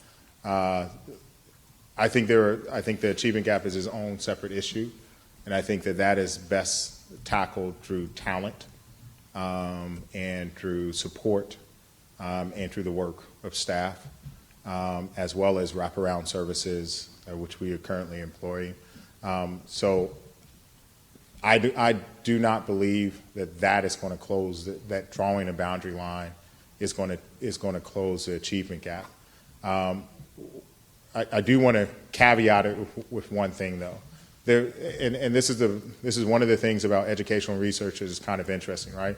There is research out there that does say that a diverse environment has a better impact, and that there are, the 90-90 schools are very small and very few and far between, and so expectations that come with being at more, in this case, the proxy is affluent schools or higher performing schools, is there, and that socioeconomics typically is a determining factor for performance. With that said, most of that research actually comes from high schools and middle schools and not elementary schools. But I'm almost certain that just as many individuals that will sit on one side of the camp and say that it's not as important in an elementary school, there are just as many individuals who will sit there and say, it is important, and here's the research we have for it. But with some of the programs that we have currently in place, response to instruction to address all of the needs of our kids at every single site, and we've increased it at every single site so that because this is the year of the full rollout. I think through curriculum changes, through coaching, through professional development, I think those are the avenues to close the achievement gap that are actually necessary and that are going to be sustaining over the long term. That's my own personal opinion on that one. Thank you. Mm-hmm. I'll wait till the next thing. Yeah, this is why I asked about questions or discussion or comment. I 100% want us to approve MAP A tonight. I believe that the next round of discussion will happen with student attendance. Grandfather. Yeah, the Enrollment Priorities Task Force. There's a lot of reasons. I, discussed them last week. You were showing them on your slides here tonight. A lot of people place a lot of value on neighborhood schools and walkable schools, and just as you described, President Gutierrez. It's meaningful to me that every single group that we asked feedback from said that they recommend MAP A. The leadership team, after studying this for a long time, recommends MAP A. Our superintendent recommends MAP A. A lot of members, we've gotten a lot of emails lately. You've been responding to a lot of emails on our behalf. You got that right. Yeah. Thank you, a lot of Gutierrez. people want to finish this phase of the process and move on to the next phase. And I am with them on that. I would like us to vote on a map. I'd like us to vote to approve MAP A tonight. Thank you, Madam Wheeler. Madam Blakely. Well, I want to start off by saying that what I really want is the best educational outcome for every kid. And I want all of our schools to be great. And I think all of our schools are already very good. There's always room for improvement. But I think part of the issue that you've talked about is marketing or perception as to whether certain schools are better or others and better than others. And perceptions die hard. And I think that with the continued efforts of things that we're doing like RTI and more parent engagement, with having an engagement officer at each school, that some of those things will continue to help improve the outcomes. Professional development, there's a variety of things. And I don't think anybody's ready to hang up and to stop working on improving our schools. I also would love to see more diversity in our district. However, and part of the reason I'd asked for the additional data last time is I had a hunch, perhaps you could call it, that if we move some lines around, we might be able to increase the diversity at Castro in particular, but possibly across the district. But once you provided the data, it didn't seem like that really bore. My hunch didn't bear out. Of the maps that were included in the board package as sort of hypotheticals, if you move things around, and this again is accepting race as a proxy for socioeconomic status. The only one that really moved the needle was the one that was on page 556. It carved out a big chunk along California Avenue that borders the backside of that huge complex, borders on Ringsdorf Park. It just carved things up a lot. It also made Castro, I'm sorry, I can't really quite see this. It was going to be very large. And that moved the Hispanic numbers down to about 58% from, I think, around 75, Yes. mid-70s. Yes. That was the only map that did that. And it left, the kids that live on California who in that large complex there that borders Ringsdorf Park, they live 2 blocks away from Castro, and it would have them going somewhere else. It didn't even specify where these other kids were going. So although I would love to see more diversity, I think it's a practical matter, given where the schools that we have located in our district are, given where the populations are, given the balance that we have in our district, it's just really not practical. I feel like we have to balance, the desire, or if other people were to share this desire, against what's practical. And I think the community appetite, given all the emails that we've gotten from a variety of sources, as Ellen pointed out, what the district wants, what the task force wanted, what I'm confused, the district advisory committee, like everybody wants A, and it seems like A probably is the best way to go. If we were to really carve things up, we'd have to spend a whole lot more money on transportation, and I don't feel like that's the best way to use our dollars. So I am consequently, with the additional data, in favor of MAP A, and in approving that this evening. I would like to look at the grandfathering and priorities. I still think that, I talked about perceptions dying hard. Once the current, the SWAN families that currently attend BUB sort of graduate out over time, and you have new families moving in that maybe have, unborn kids or kids that are like 2 or 3 that never attended BUB, as the perception of Castro starts to improve, why would you want to walk 1.5 miles and go to Landell's when when Castro is like 4 blocks away? So I think over time, with the working on the marketing of our schools and the outcomes, the test scores and just the community at the schools, people will want to go to Castro and will want to go to Thayerkoff. So I think the problem may sort itself out over time. I would like, with the enrollment priorities, to look at, one thing I'd like to possibly have considered would be to have certain neighborhoods be designated as like optional. Like it could have 2 homeschools and the families could choose which one. Willowgate might be another one. Jamela Park might be another one too. But at this point, with the additional data, I'm in favor of A as being the best practical solution.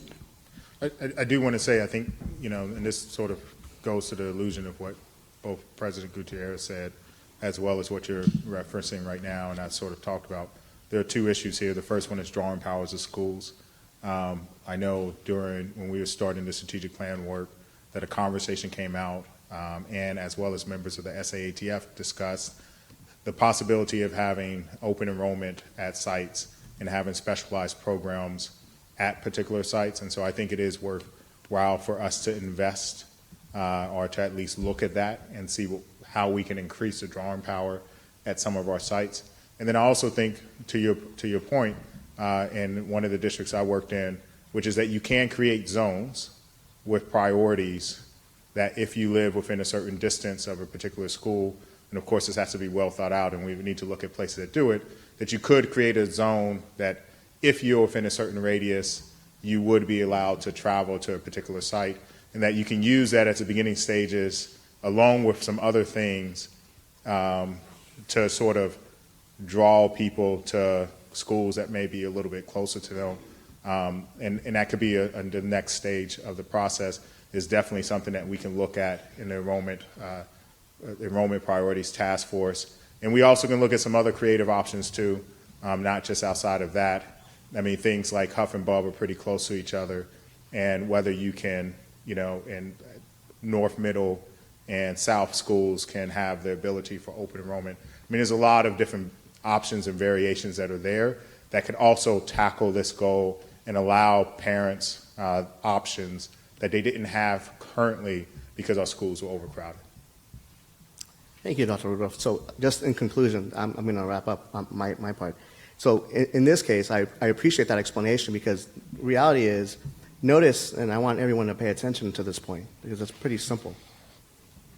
I'm not talking about diversification of Castro. Right. My premise is a simple one, the concept of a neighborhood school. Right.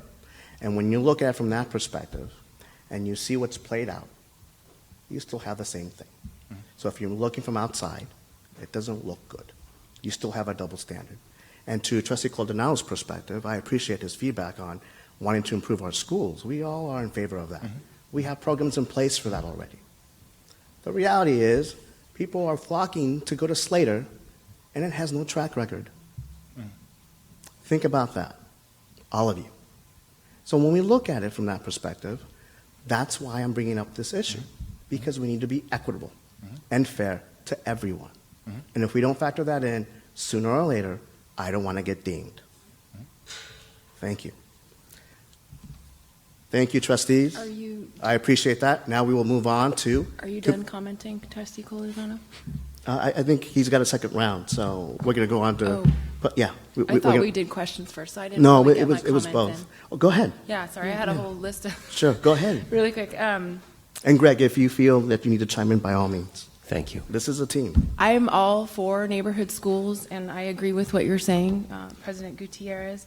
I do think if we're going to try to, in the future, via not drawing boundaries, but doing other kind of enrollment priorities and trying to tackle things like diversification of socioeconomics, I think there's a component in something in social science called risk and resilience, and that communities that you try to impose changes upon, how resilient are they to those changes? So any changes that might potentially impact areas like Castro, I don't think we need to make those communities start going all over town. I think their resilience to that kind of change is unreasonable. I think that's something that also needs to be considered if we go down that road. Back to this whole process, I appreciate this entire committee. I was on the committee. I think it would be a great disservice to, at this point, try to go back and not choose one of the two map options that are on the table tonight.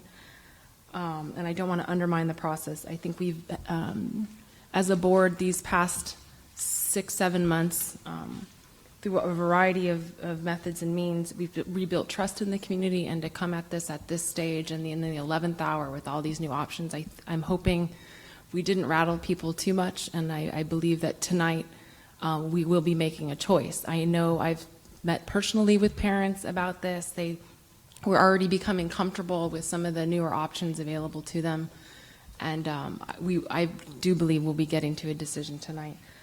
I have to say, and this is kind of trying to recreate what might have happened, but I do know we did provide direction, and the opportunity to provide new alternative maps should have been in some other version maybe of Map B, because it did not incorporate, as the committee acknowledged, it did not incorporate board direction. So I think at that step, that might have been a missed opportunity. I'm sure the SATF, some members may or may not agree, but that could have been attendance dependent, because some people just, or half, were not there. Having said that, I know one of the main concerns for some of the schools were the enrollment, and I do believe that with a lot of what we're seeing in terms of if North Bayshore comes online, we're going to have a lot of new enrollment, and some of these perhaps seemingly underprescribed schools, that won't be the case in the long term. So I support what Trustee Wheeler has said, as well as Blakely, and I'd like to vote on map option A tonight. Thank you. Thank you, Madam Wilson. Greg? One thought I have in response to the point you're making, President Gutierrez, is when I look at the map, here I'm looking at the rectangle around Castro. It's kind of hard to make a neighborhood school for Castro that includes all the people that live near it when there's people that live right over, like, what is this one over here? Our district goes all the way to what street? All the way on the left? Oh, that's Castro City? I mean, I can't remember the street at the western boundary. This is Gemello, and that's Castro Ortega? City. I'm not talking about Gemello at all. Ortega, yes. So the people that are just north of Ortega, or just north of California next to Ortega, they either have to go a long way to get to Castro or cross the train tracks. And so to me, it seems like their neighborhood is more Castro. And if you include people all the way over there, you just can't go that far east of Castro before it's full. I don't know what line that is, and it's obviously not full now because the line isn't that far east. But it's not going to, I don't think we'll end up with a boundary that has it in the middle, that has Castro in the middle of a neighborhood, because then the people to the west have no school at all. Well, we don't even have anything in general for that, and that's the whole point. This problem? Yeah. Well, and the same thing goes so with Huff, because if you look at where Huff exactly. is, there's people that have to go like a mile to get from Mountain View High School area Right. to Huff, and that's Right. But people 300 meters west of Huff can't go there because they're assigned to Bub, which is further. Mm-hmm. But where would the other people go to Huff? Right, and those are the questions that we now, in hindsight, can discuss and talk about. Throughout the process, sometimes we were limited with what we could say and couldn't say, because remember, along this route of being able to take the feedback and the discussion, we were also limited as to what we could share with everyone without revealing our cards in terms of what the overall perspective would be, because we had to wait for recommendations or suggestions from the task force. So I understand the points that you all are making, which is greatly respected, and I appreciate that, as I know you understand mine as well. But I think that goes to the issues of why we need to have this type of discussion, so that as a board and as a district and as a community in general, we don't shy away from these problems. By confronting these issues right on, face on, head on, this is how you make progress. This is how you make change. And this is how you make the district that you want and that we all deserve. Having said that, members of the community, it is your turn to speak to the board about the proposals. I have a high volume of people who would like to speak. There's one more. You have to do it in order. Sorry.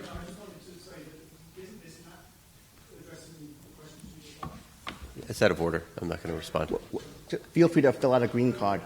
Feel free to do that. Thank you. Thank you, Dr. Rudolph. Appreciate it. First person to speak, Lloyd. And bear with me if I don't say your last name. I don't want to butcher it. Lloyd Dunkley. You have to wait long. That worked. Oh, hey, that was... Thank you, Good Lloyd. timing. Thank you.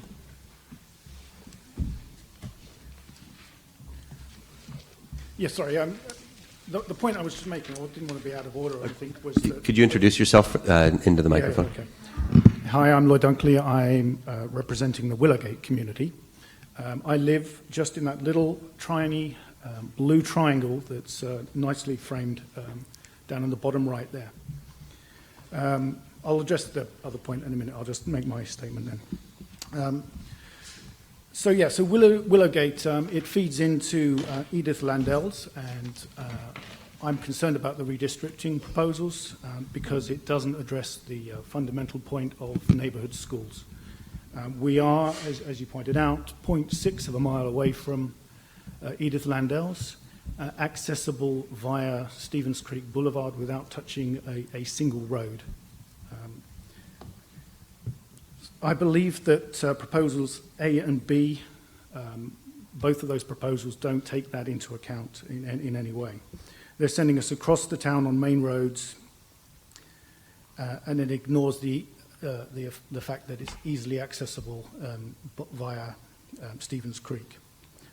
Similarly, the proposal also ignores our second closest school, which would be Slater, which is, again, less than 3/4 of a mile away, and again accessible via Stevens Creek and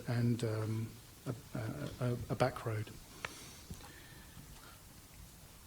So, in addition to that, I think the proposals that you've got on the screen here are creating an absurd situation where other neighbourhoods are travelling the opposite direction across the town to go into Landells in my particular case. So both them and us are not getting either our first or second closest schools, and I don't think that goes with the principle that you're trying to achieve. I was pleased to hear that you did consider that there might be some areas where geography should play a part, and I guess we're one of those neighbourhoods which you're considering.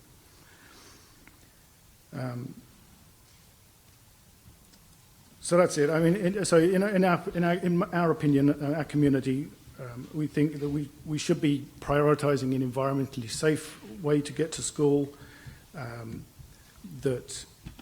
That should be our number one criteria, and distance should be in there. And the proposals that we're looking at here don't do that for us. Okay. Thank you, sir. Appreciate your time. The other point I wanted to just make, it was really addressing your question. When you were talking about the boundaries and you were saying that you didn't know what the impact was, I thought the other plan that you drew up, where they were playing around with the boundaries, that actually to me looks like a neighbourhood school plan. It's geographically balanced around the schools. You gave the numbers on what that meant.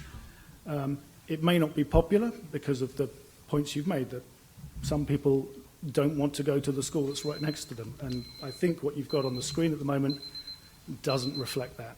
There are neighbourhoods that are moving right across town because they don't want to go to the local school. Okay? Thank you, sir. Thank you. Mr. Aaron Phillips.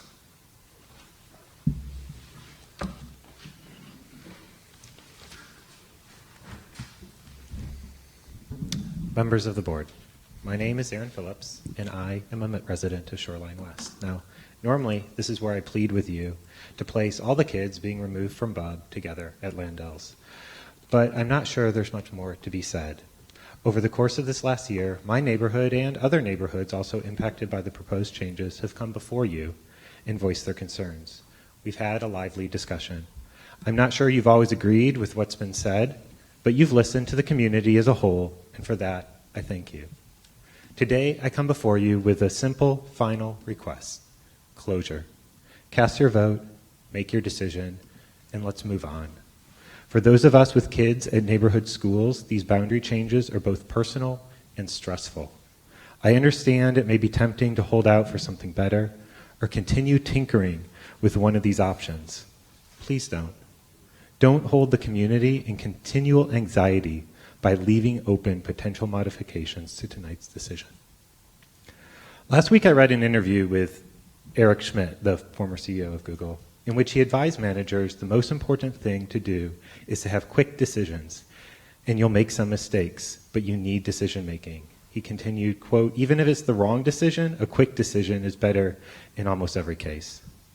The maps before you tonight are not perfect. The process wasn't perfect, but at some point the discussion has to end and a decision has to be made. So trustees, I urge you, carefully weigh the needs of the district, carefully weigh all the concerns the community has brought before you, then today cast your vote and let this be the end. Let us put boundaries behind us and move forward.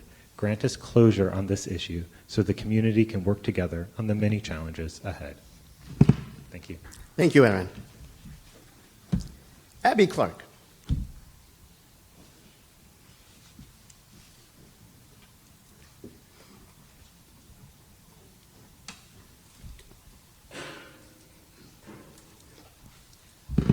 Hi, and my notes are on my phone, so I don't mean this to look rude. So, in my experience, discontent during change grows more rampantly when there is a lack of transparency, a lack of straightforwardness in regards to intent, or a lack of properly setting true expectations or priorities up front. So I'd say that as an observer and community member, I felt that there's been a lack of all of these things to one extent or another throughout this process. My understanding is that the high growth in Mountain View presents the possibility and likelihood of having to go through this sort of process all over again in the future. So I hope that there are lessons learned from this time around that are applied in the future, because it seems like it's possible this could come up like even in the next 5 years or so. And I'd like to also echo Aaron's sentiments around encouraging the board to vote on Proposal A or Proposal B. which I think are true to the original criteria and priorities set forth to the task force. So hopefully, we can make a quick decision, or you can, and we can also move on to the next set of decisions that have to be made. And then lastly, I just wanted to say that I really appreciate the community members who volunteered their time, hours and minutes that they will never ever get back for this undertaking. And then I just wanted to say to all of them, thank you very much for your time. And then thank you for your time as well. Thank you, Abby. Priscilla Taylor.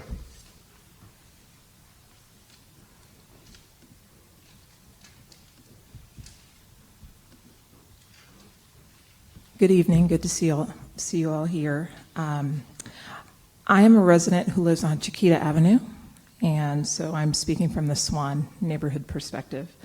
I've lived in the community with my husband for 20 years. Actually, we weren't married then, so 20 years now.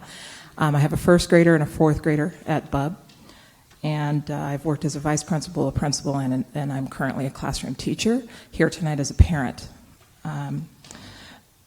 I'm concerned a bit over the process, which has initially been, as Abby just said, very, very transparent, and what I feel like most recently has somewhat been reflective of a lack of process with this kind of the last minute maps that came out and the emails that were sent out. That was very alarming as a parent.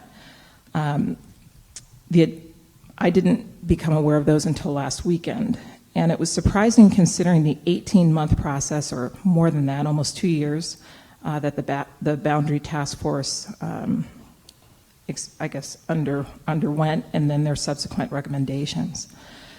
Having the SAATF complete this lengthy process with the goal of generating proposals for the school board made sense, and to me was a process.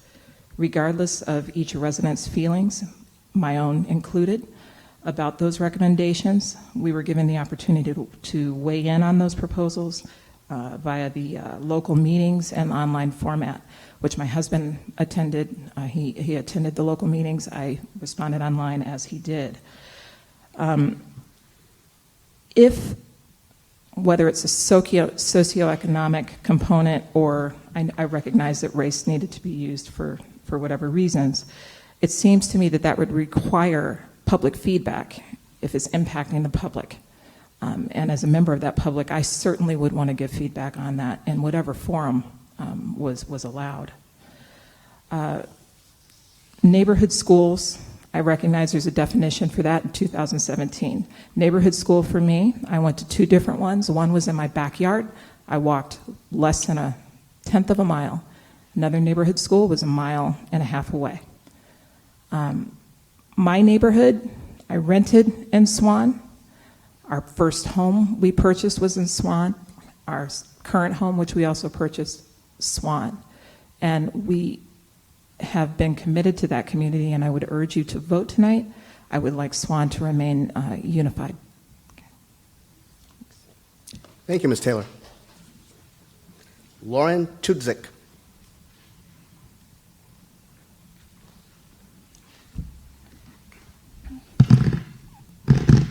Good evening. My name is Lauren Chudzik, and I'm a resident of the Shoreline West community. I have a second grader and a kindergartner at Bub.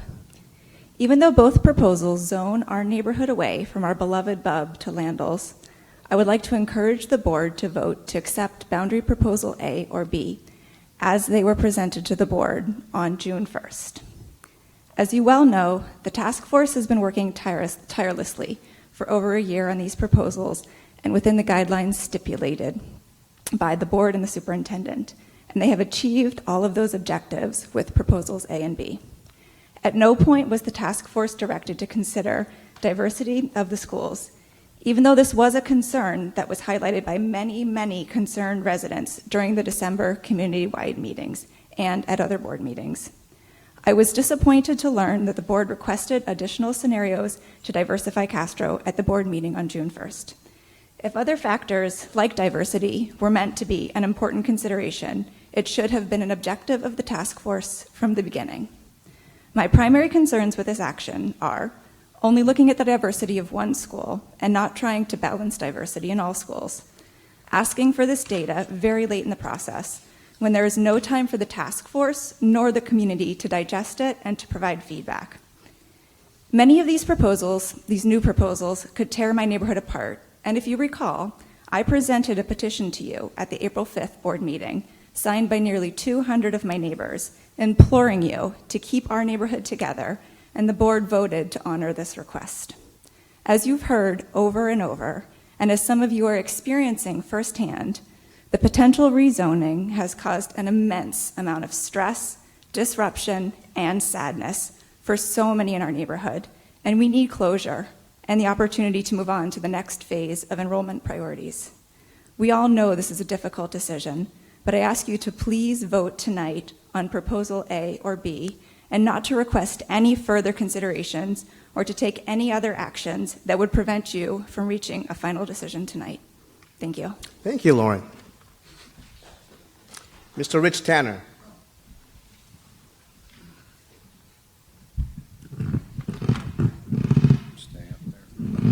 Hi, my name is Rich Tanner, and I was on the SAATF, or still am, I suppose. Yes, and I also attended almost all of the meetings of the BATF. Neither of these maps are exactly the map that I would draw, but I don't think we'd get too many agreements on everybody's individual maps. I do believe very strongly that after dozens and dozens of maps that we went over as part of the BATF and dozens we've tried out for the SAATF, we have come to really solid decisions here.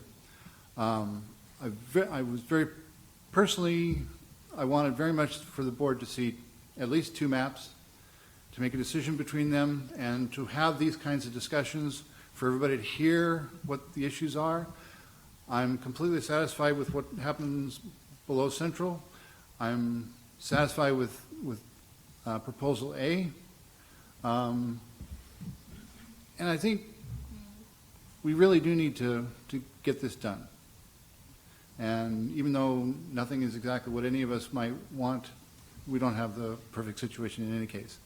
I do feel for the Willowgate folks. I do want to point out that Therakoff has had people coming from the North Wistman area for, by the time it opens, 13 years at that point, and managing to go through those same things. I just think that it can be handled. And I think a lot of this stuff is going to be solved in the enrollment rules. I think we do need to move on, and I really think we did the best we could. I think the best under the circumstances and the politics. Thank you. Thank you. Shannon Gutierrez Brown.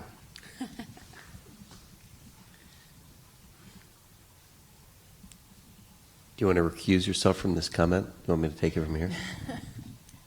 No. No. I got to go home. I got to go home and. So I am Shannon Gutierrez Brown. I have two children in the school district. They go to Mistral and Graham, and I am a resident of the Castro neighborhood. We don't have a name, but I live on the 1900 block of Latham Street. And I also, at times, work and volunteer at Mistral and Castro. I'm hearing a lot of people talk about the respecting the process of the task force and that it's a disservice to the people who gave their time to the task force not to make a decision tonight. Any decision you make tonight, I believe, is going to be flawed. It's going to be very flawed because in all of the talk of neighborhood schools, we have a large neighborhood going across town to go to a different school. Now, we've all talked about that ad nauseum. But I would like you to think about the message that this sends to people in my neighborhood, right? Their neighbors would rather go all the way across town and have found a way to go all the way across town instead of coming to school with them. I want you to think about respecting the people in my neighborhood. All right? I just wanted to say that. Thank you. Thank you, Ms. Brown. Rodolfo Munoz.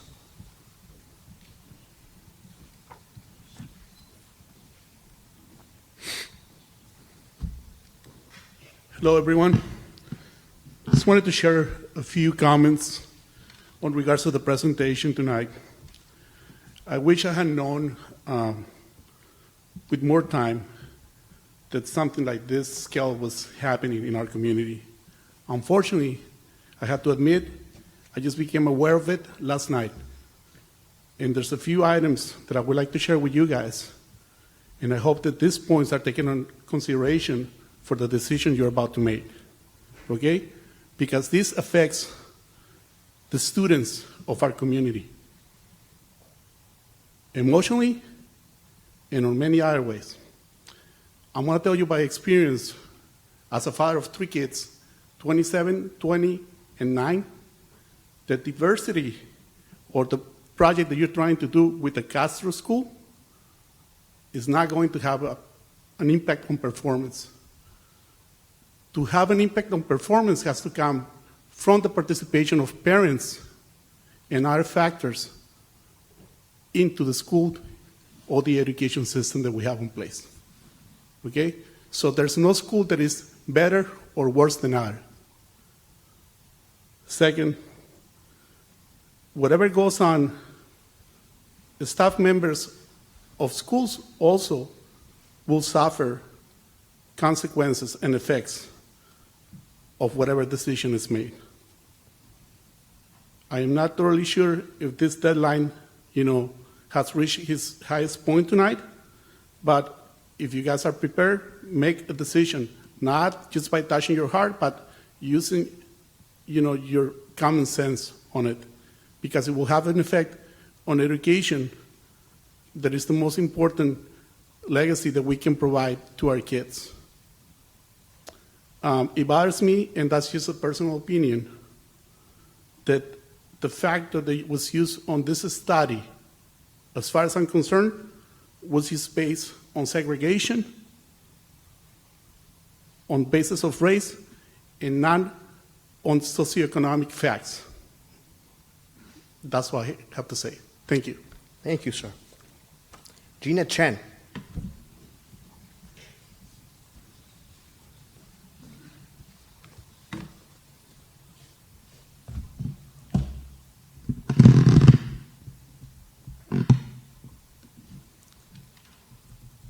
Good evening, Board. Hi. Superintendent, Dr. Rudolph, MVWSD School District staff, shout out to you guys. You guys are always here, so you guys deserve a shout out. I'm actually here not to make a comment. I actually have a question, so I'm not sure if you're allowed to answer me or not. So I'll ask my question, and if you can answer me, great. If not, maybe we can do it via email, since we all seem very familiar with that process nowadays. So I think you've heard a lot from the community, and I think that a lot of the community assumed that the choice was going to either be A or B. Many of us were surprised to see the new modifications or variations, or whatever you want to call pages, the last 9 pages of the agenda. And some of us would actually not consider those to be modifications. Rather, I think a few of those modifications were they're very similar to previous options that were presented. And some of the modifications weren't even modifications. I think they were outright new options. So my question is, since sitting here and listening to you guys, it sounds like we're pretty ready to make a decision on option A or B. But as you guys move forward, can the board implement any of those modifications that were presented in the agenda?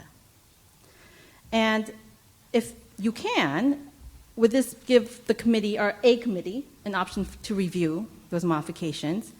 Would you also allow us, the community, to respond to those modifications? And we would be given a chance to speak. If you were to consider any of those modifications after choosing A or B tonight, would there be a separate vote for those modifications, especially those that seem not to be modifications or variances, but rather full right new options? So I guess does that make sense? Sure. Question? Yeah. Are you allowed to answer me? Sure. Yeah, well, from my perspective, speaking one of 5 on this team, and not speaking on behalf of Dr. Rudolph, as a trustee, as far as I'm concerned, We're voting on A or B. We have a deliberation of A and B. It was brought up to us last week. Trustee Blakely and myself had questions about modifications to A. It wasn't disregarding A. It wasn't eliminating A. It was building off of A so that we can have a fuller appreciation and understanding of what options there might be. And based on discussion on the board, we would then deliberate, figure out if any other points of interest from those options are items we want to discuss and move on. Now, having heard what I've heard here from the team, no one's made a motion to modify A. Okay, so there would be a motion that would need to happen Yes. in order for that. Exactly. And- And I've tried to explain that to some members of the Swan community so they can spread the word that this is what was going on. And in order for something drastic to happen in terms of changing an option A, one of us would have to make a suggestion of a motion to then have that be an option to be voted on. If there's no second, then it dies. And would that motion need to be on the agenda for a following meeting so the community could respond, or would you vote upon that presentation or that option? Dr. Rudolph, in terms of process, you are the secretary. Thank you, sir. And thank you, Gina. No worries. So typically, How do you think I feel? So typically what President Gutierrez Jr. Mentioned is true. So the first thing they could technically make an amendment to this particular one. They have in the past. I think to the board's credit, they have been very clear with their feedback to me individually as well as a group that they would like for this to be a very public and open process, which is why the SAATF has went through. I think the exact same thing holds true for there has been a desire or sort of an understanding of what other options are out there. Typically what would happen, and I think there was an allusion to this earlier, they could adopt a map today. They could direct staff to continue to look at other types of options, to take into other priorities. We could look at it through enrollment. And then what we would do, and just like I recommended, we would bring it back to the community as well as to the board so that they can take a final vote. The board has not in one instance ever made a boundary change without having a public process. And I know their feedback to me has been is that I know we're like standing right here and I'm talking to them. But yes, it would be technically they can make a vote and they can amend it. I mean, that's through the Robert's Rules of Order process. But I can tell you, just speaking with each one of them personally, I don't think that's the process that they would employ. But it is well within their rights to do it, and I would expect if they did want to see changes, they would direct staff to bring back a lot more data and to look at other options, and then we would go through a similar process through this, and we probably would either ask the members of SAATF to continue, or we would use another committee to do it. Thank you, Dr. Rudolph. I think that answers my question. So it sounds like if you were to approve this and you were to offer another motion later on or get more additional information, you would then reach out to the community and get feedback. Yes, it's always an open process that way. In general, that's what you get. And just to answer your question briefly about the coulda, shoulda, wouldas, again, I just want to reiterate to you and to everyone else here in general. The questions were posed last week because we wanted to have additional information. We wanted to get the big picture on what this would look like if it was even an option. What would that mean? And so to not ask those types of questions if you're on the board, in my opinion, that's irresponsible. You have to fight the fight. You have to ask the question so that everyone's treated equally. Simple premise. Thank you, Ms. Chen. Thank you. Katie Dektar.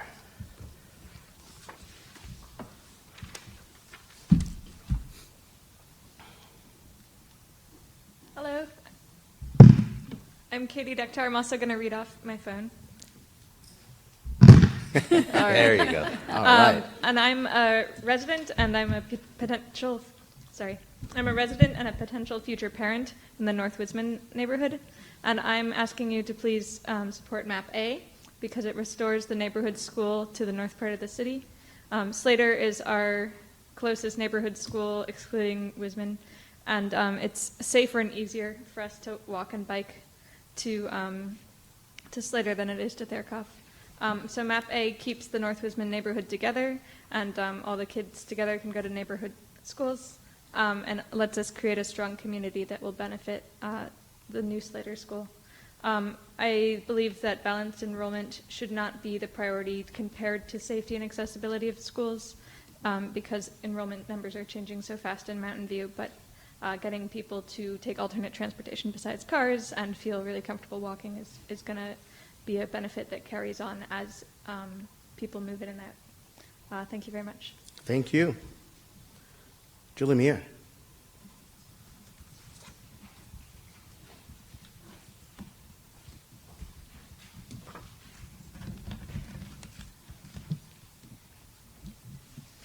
Good evening, trustees and Superintendent Hyundai. My name is Julie Meir, and I have one child that just graduated from Crittenden Middle School, and I still have one there, and I live in the North Wisman neighborhood. I'm here in support of the Board of Trustees voting for MAP A as the district boundaries. MAP A restores our neighborhood school, and it restores our neighborhood.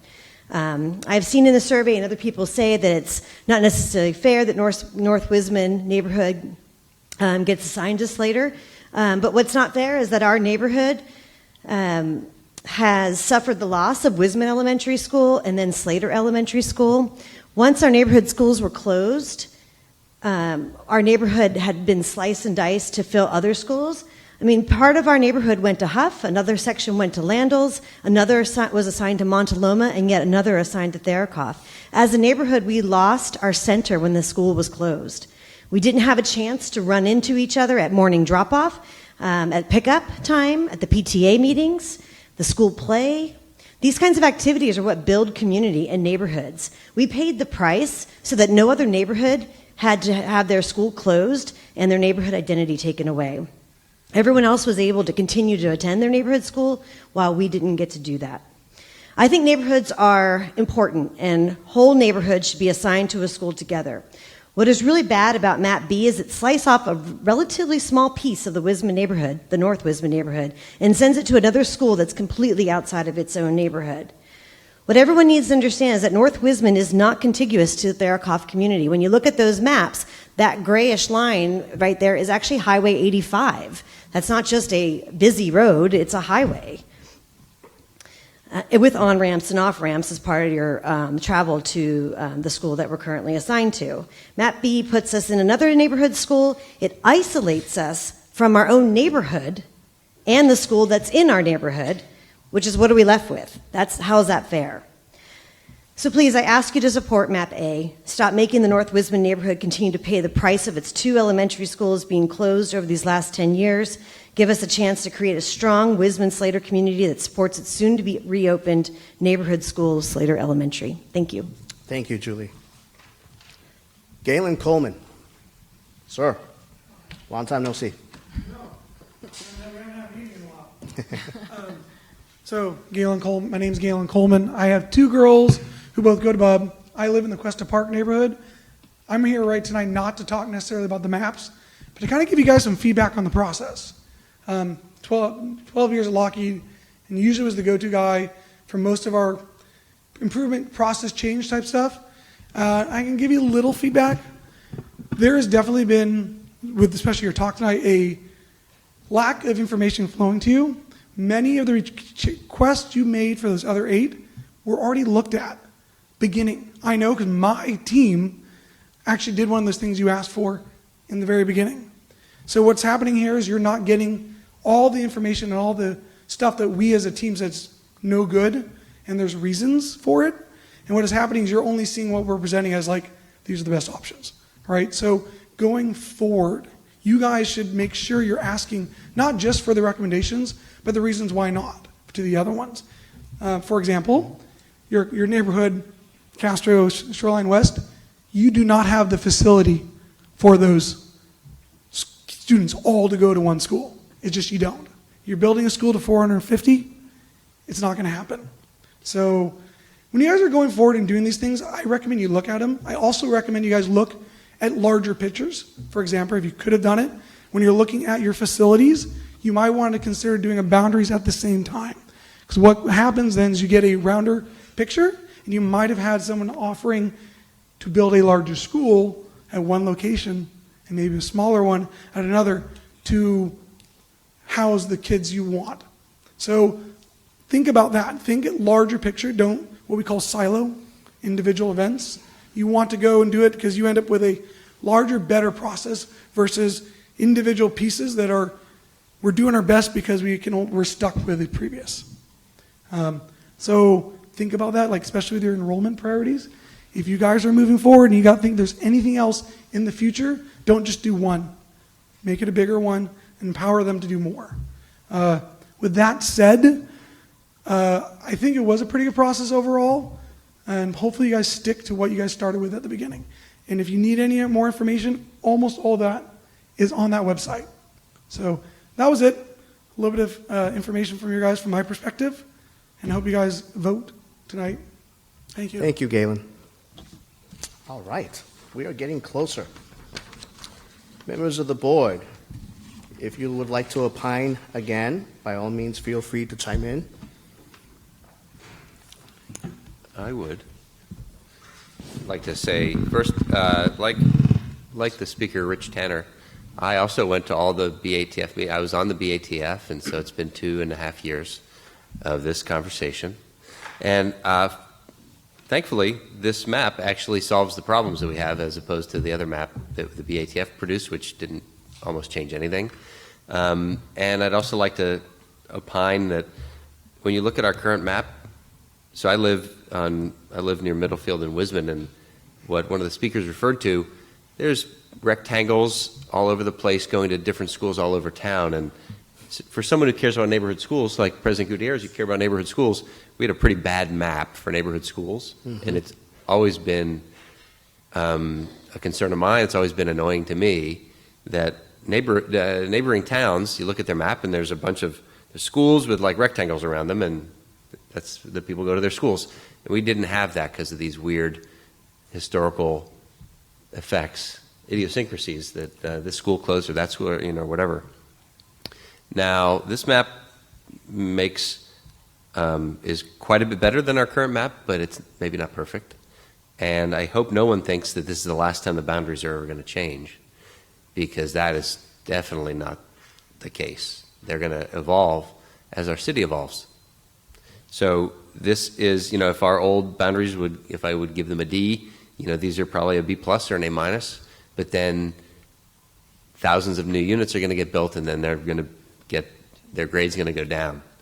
And so hope everyone can face that new future without any sort of resentment or any sort of frustration that things are changing, because if you don't want anything to change, this is not a good place to live. I mean, Silicon Valley is not the place for someone who wants nothing to ever change. So things are going to keep changing. Our city council is doing everything they can to address many different demands on our area.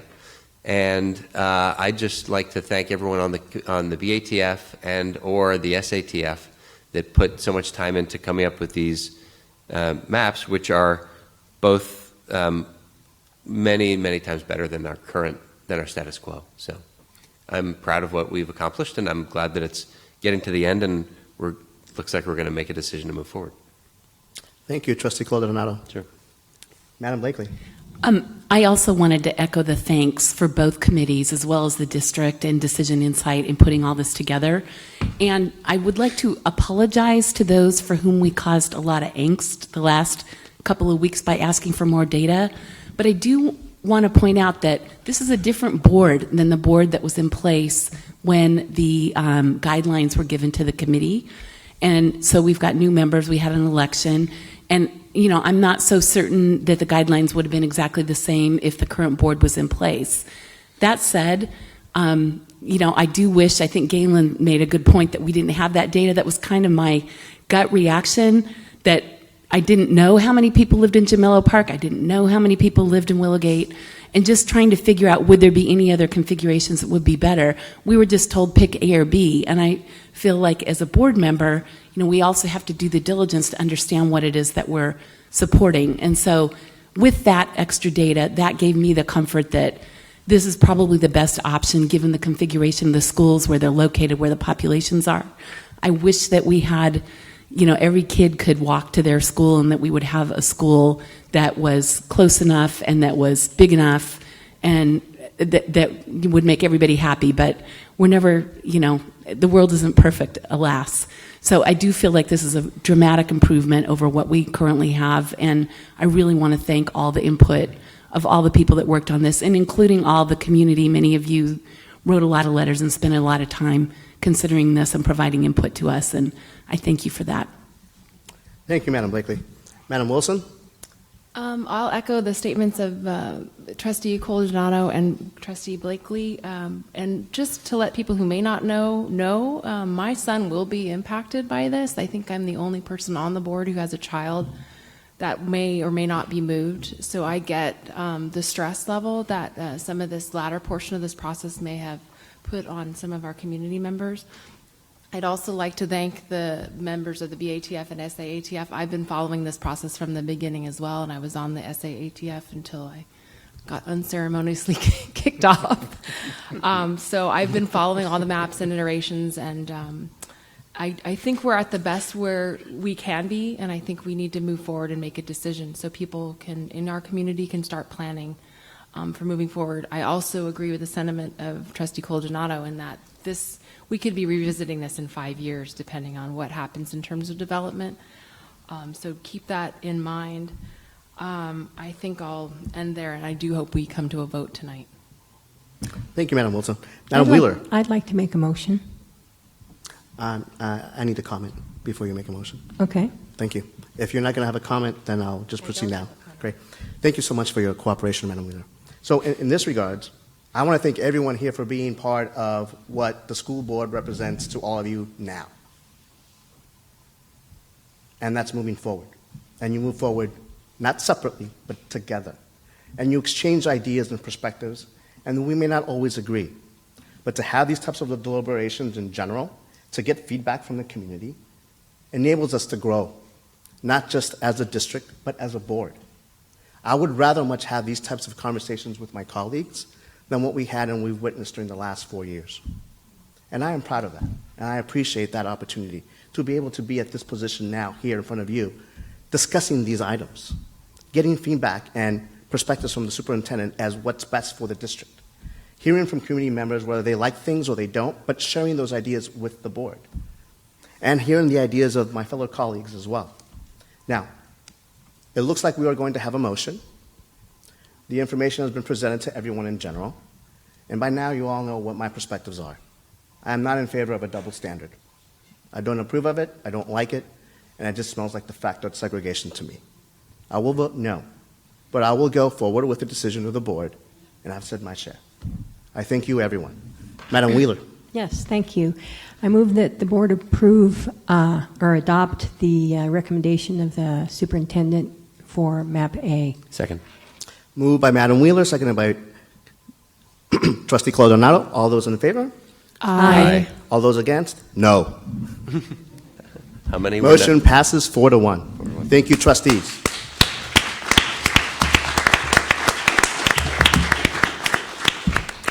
Moving on to board updates.